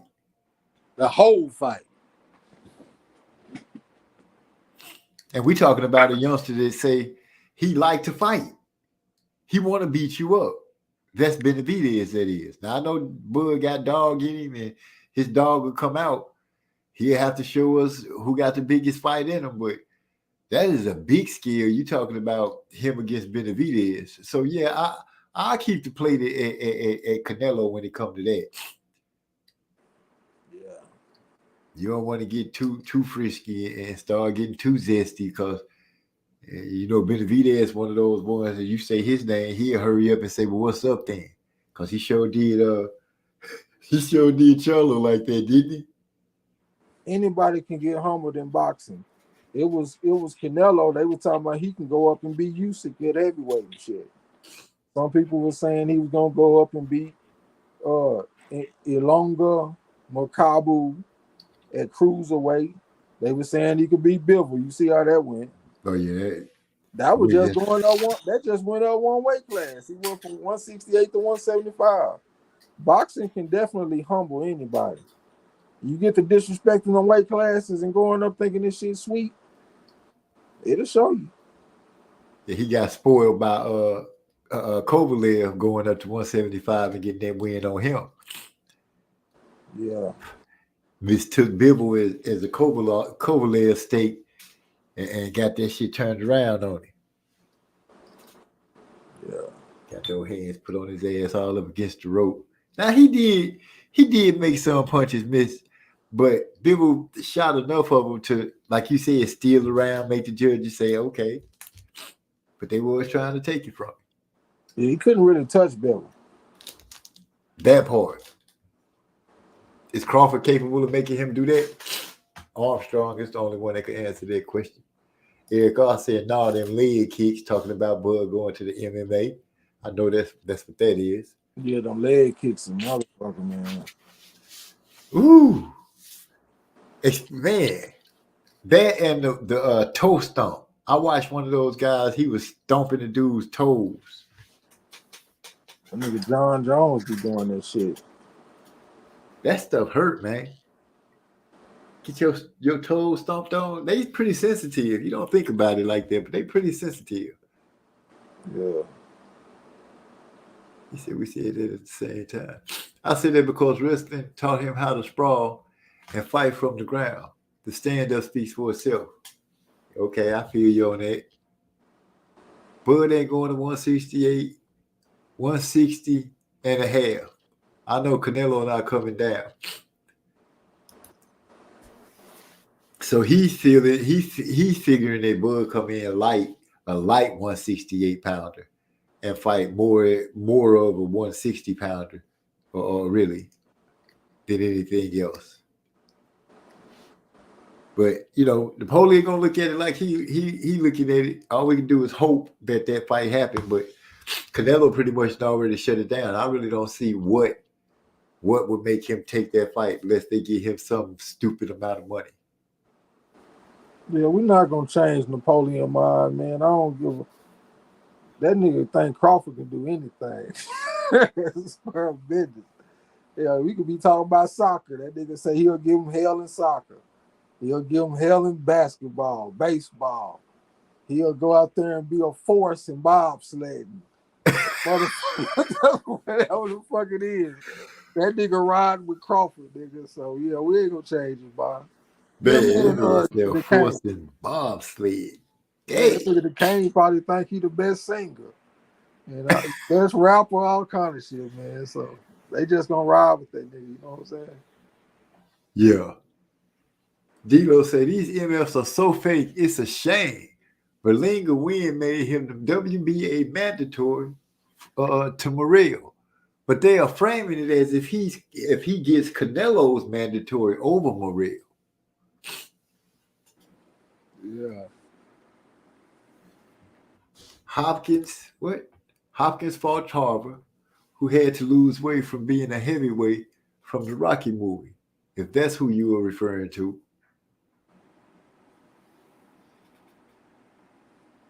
Hopkins fought Antonio Tarver.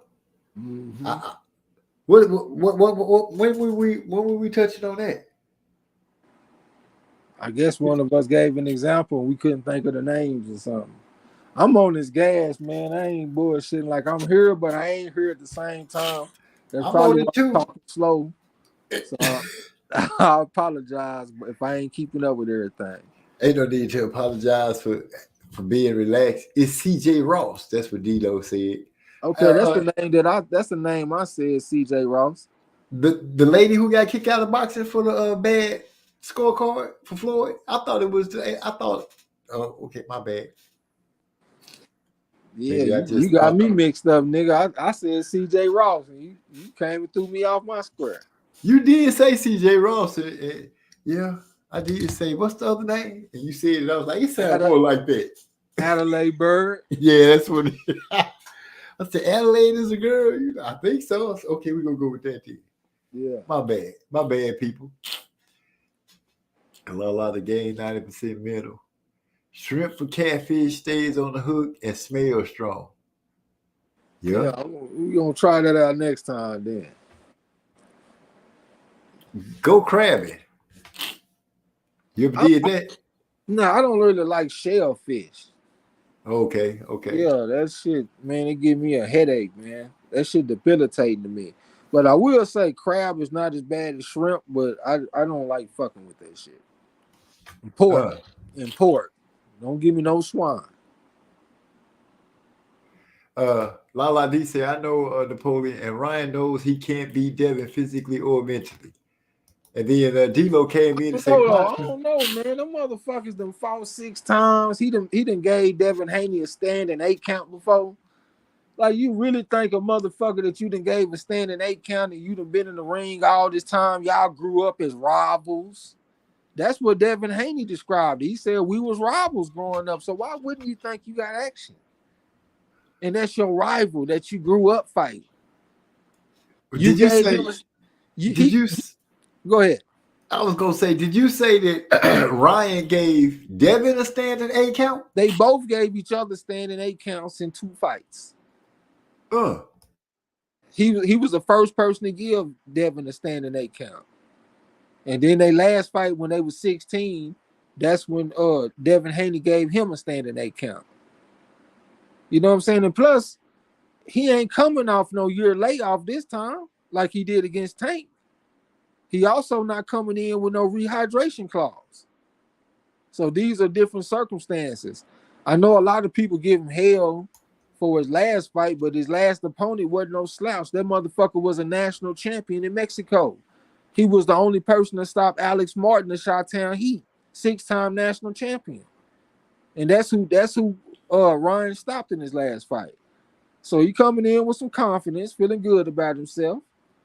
I'm pretty sure he don't look at Devin Haney as some kind of invincible motherfucker. If he can hit this dude with his left hook, it's gonna be problems. So yeah, I give Ryan some action, but he is a big underdog according to the odds makers. They had Devin Haney open at -800. I think that shit too wide, my opinion. I really think it's gonna be a competitive, tough fight. That's what I expect. Man, I think it's gonna be a good fight too. D-Lo touching on Pancho Villa died from an infection in his gum after wisdom tooth removal before a bout. That's probably what it is too. That sounds about right.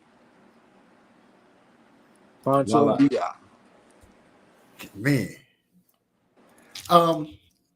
Speaking of him passing away from removal of a wisdom tooth, it brings me to Jim Kelly. I was watching the biograph or the movie that they made about the Bills, and that man went through mouth cancer, jaw cancer. For me, he's a survivor of that. Yeah. That just took me to that, because I remember us speaking about the Bills going to the Super Bowl 4 times, and it kind of made me wonder what's really going on with those players. Yeah. When I saw that, I had to stop watching. I was like, nah, I ain't trying to feel that energy. So I got off of it. So Lala said, I think Frank versus Tank goes 12 and Tank wins. And then I can pass up the other one to come. I think Tank stops Martin in under 8. Dang, give Martin a little credit, man. I guess it's because he's from the Dear James gym, huh? Yeah, I see 7 through 9.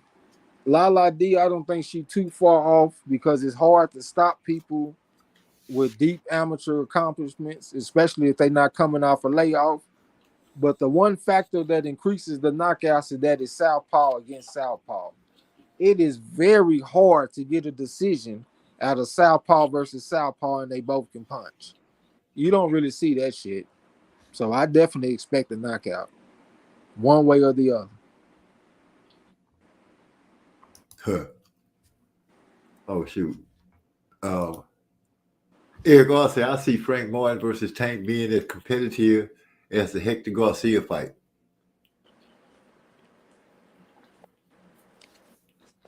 Be the cracker. D-Lo said his grandparents used to primarily fish with liver, crickets, and red wigglers. Is that the worm with the thick line right between the head and the body, where you could kind of tie them up and hook them through? Help me remember. It's been a minute. I don't know. I done fished with crickets a few times. You have? Yeah. I've never used a cricket. It's pretty much worm, neck bone,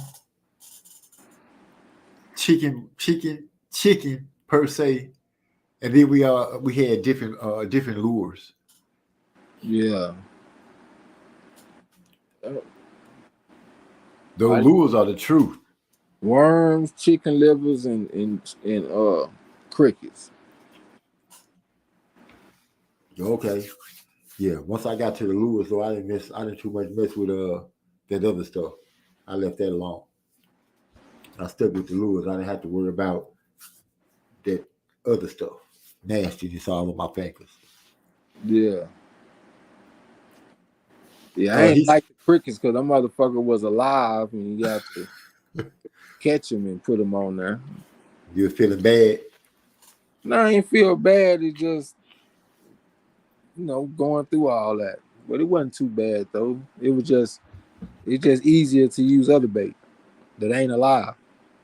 That part, I feel you. Let me see. If you use liver, bring stockings and thread and make balls. Put a hook through the stocking. Okay. He giving you tips on how to use it. Yeah. Yeah, our livers was kind of frozen too, because he bought them frozen and he needed some time to let them thaw out and shit, but I don't think we gave it enough time. And I think that's part of the reason why that shit wasn't staying on the hook. But it definitely needed something to assist it to stay on there, so I see where you're coming from. But we didn't catch one fish. How long were you out there? We was out there for some hours. No. We didn't catch one fish. Had good conversations, some good father-son time type shit, but we ain't catch no fish though. Hey, it's all right. Y'all will catch some next time. Yeah. It's that quality time that you got to spend.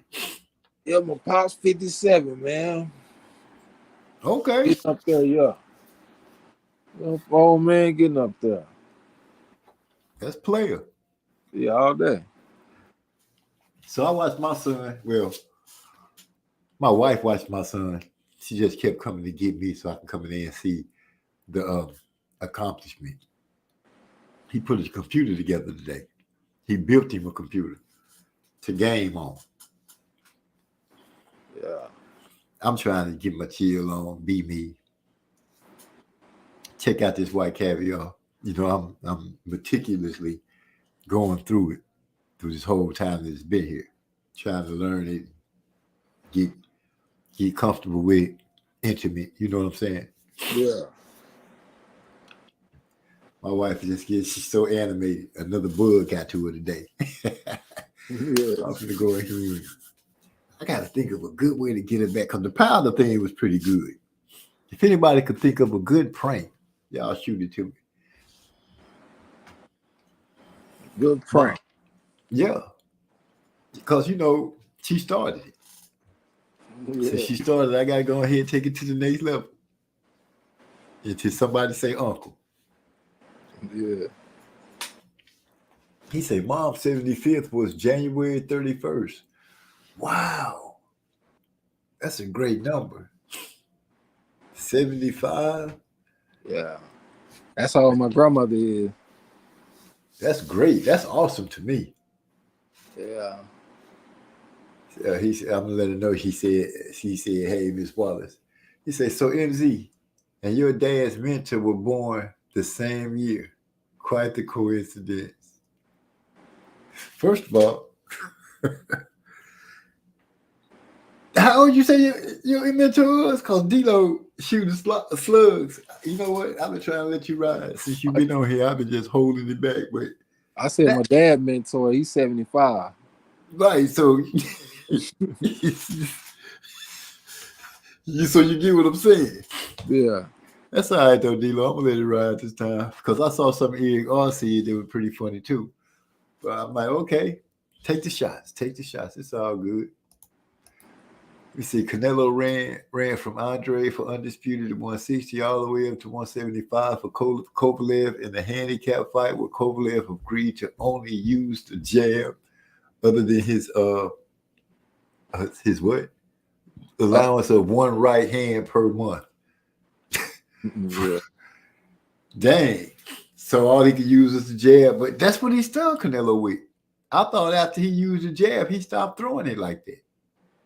Yeah. And we get you per round. I knew that's what you meant. I gotta get some water. I'll be right back. All right. Say Bivol wasn't stealing rounds. He was dominating them MFs.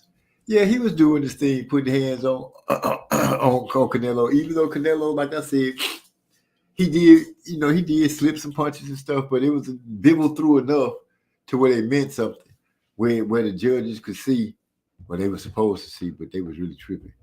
They could see that he was putting in the better of the work, and he kept making Canelo have to reset because he did use the real estate of the ring, and he moved around, so he made Canelo have to reset by moving and turning. So he did a brilliant job against Canelo.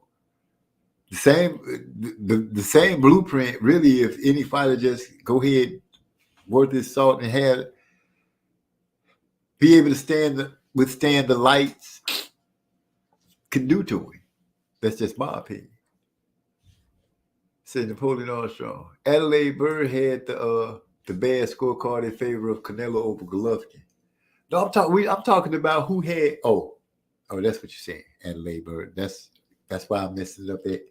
Appreciate that, D-Lo. Way to be on point. I'm not writing Ryan off versus Devin. I'm not either, for the simple reason, like Trey said, they met each other. I was just under the information, privy to the information that they had fought each other and came out 3-3. But then him they both gave each other standing 8 counts. I could see how Ryan could be like, dude, I could beat you. They both could be like that. But yeah, I'm not writing Ryan off. There's nothing about this fight physically to handicap him. I know people saying that he's soft mentally, but I wouldn't say, like I was saying about it earlier, I wouldn't say that he's soft mentally. I just say he kind of naive, and his thought of the way fighting should be on the up and up level. And I'm just throwing out there because this is what I'm reading from him as a person. He seemed a little naive and was under the influence that fights take place a certain way. And in order to get what you really want in business, sometimes you got to bend and take it no matter what. Listen to him say, yeah, he took the fight against Tank, even though he knew he had to go through all the stuff that he had to go through. It was for a chance for him to make a name for himself and try to get eyes back on boxing. If that's what he really felt and how he really thought, kudos to him. So I'm with you on that, D-Lo. I'm not writing him off. Napoleon Armstrong said that was before Instagram, social media. Ryan and him, he knows how to lose under the lights. Yeah, but at the same time, I can't write off the fact that Ryan has been under the lights. Yeah, he knows how to lose under the lights because he lost to Tank. But at the same point, he is familiar with that now. And him and Devin coming together, it is quite capable that it could be a big showing. How bright have the lights been for Devin? Honestly, when it comes to his big fights, has he gotten the gleam like he did, like Tank and Ryan did? So I think that's gonna play a part into it too. Eric R said, I don't see Martin finishing on his feet. Dang. Hold up. Hyphy, MZ, please stop lying and saying Benavidez is quick to pull up on somebody. That's a lie because he never pulls up or even mentions Morrell. What I said was when people call his name out, he usually does. And as of lately, now that you bring it up, I am remiss and have to backtrack a little bit. I think Morrell was talking about Benavidez, but did he say no? And who is he getting ready to fight anyway? Like we agreed that would be a great fight, I think. And if it could be made, it should be. So yeah, I feel you on that one, Hyphy. I forgot that Morrell had been saying that man name. That man said neck bones. Yeah. Well, yeah, neck bones, but then I'm tripping. Neck bones is really for crabbing, so my bad. Use neck bones for crabbing. He said night crawlers being fake bait.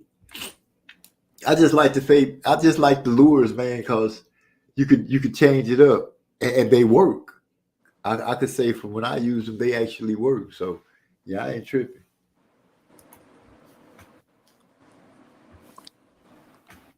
Oh, my brother back in the house. Say get some minnows this time of the year.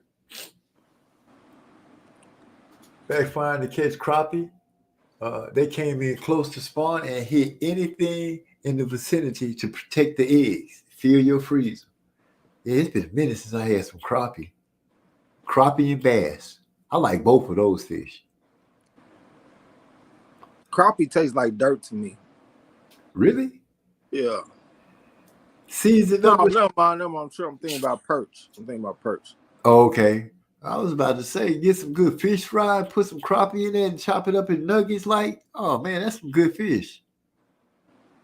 My boy Arnett, who I went to high school and went to college with, man, I give it to him. He could cook that, he could cook and batter that fish up and clean it. And that was my boy right there. Let me see, while I ask you questions. No, Napoleon said Devin shines under the light even in enemy territory. But let's keep it real. He was fighting against George Kambosos in enemy territory. That is not no A-level fighter.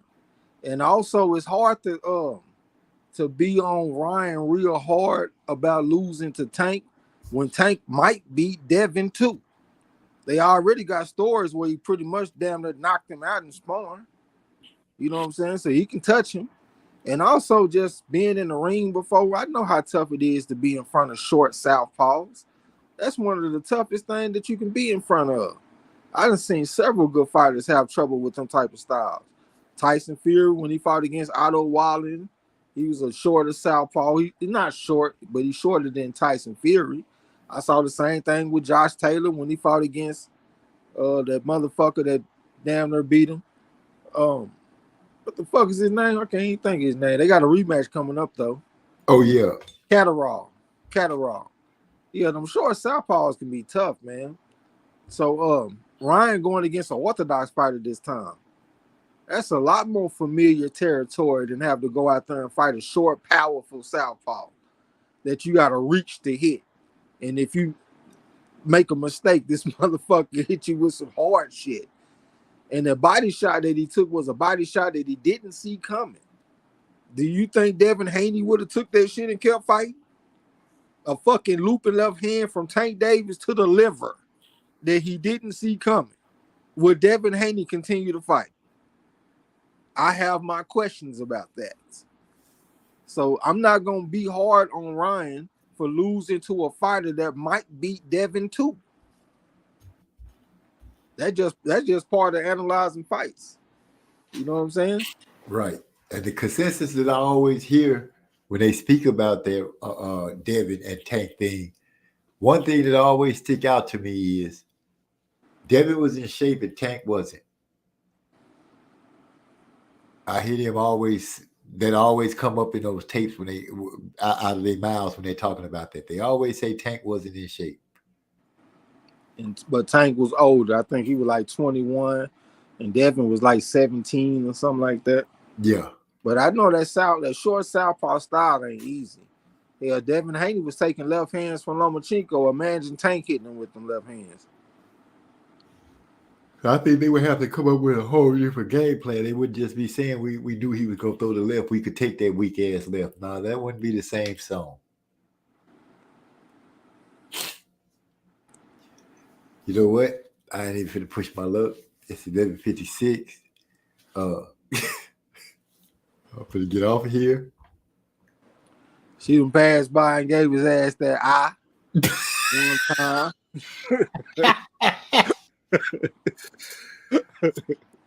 So It's all good, OG. They say happy life, happy wife, and all that kind of shit. So we get it. Appreciate you letting me get on the panel. You know what I'm saying? without a doubt. Yeah, I'm about to go roll up some. Well, I ain't gonna roll up now. I'm gonna put it off in my vaporizer. Give my mind right, blast back off. You know what I'm saying? I just touched down so I could jump on the panel a little bit. I'm about to go back to Europa. That's where I'm camped at. So if you want to holler at me, go holler at me on Europa. Salute to everybody in the chat, man. We'll catch up to y'all on the next one. Hey, I thought about doing a live stream myself last night. I was looking off into the shit, but I don't know how to turn my camera off, so that made me not do it. But if I figure that shit out, man, I'll probably do some live streams on my own channel. You know what I'm saying? Yeah, So, yeah. If you ain't subscribed to my channel, subscribe to my channel. All right. I was gonna ask you about that, but since you just answered it, it is what it is. And no, Hyphy, I ain't running. I'm just smart. I ain't dodging no hard questions either. I'll be back. I'm out. Peace.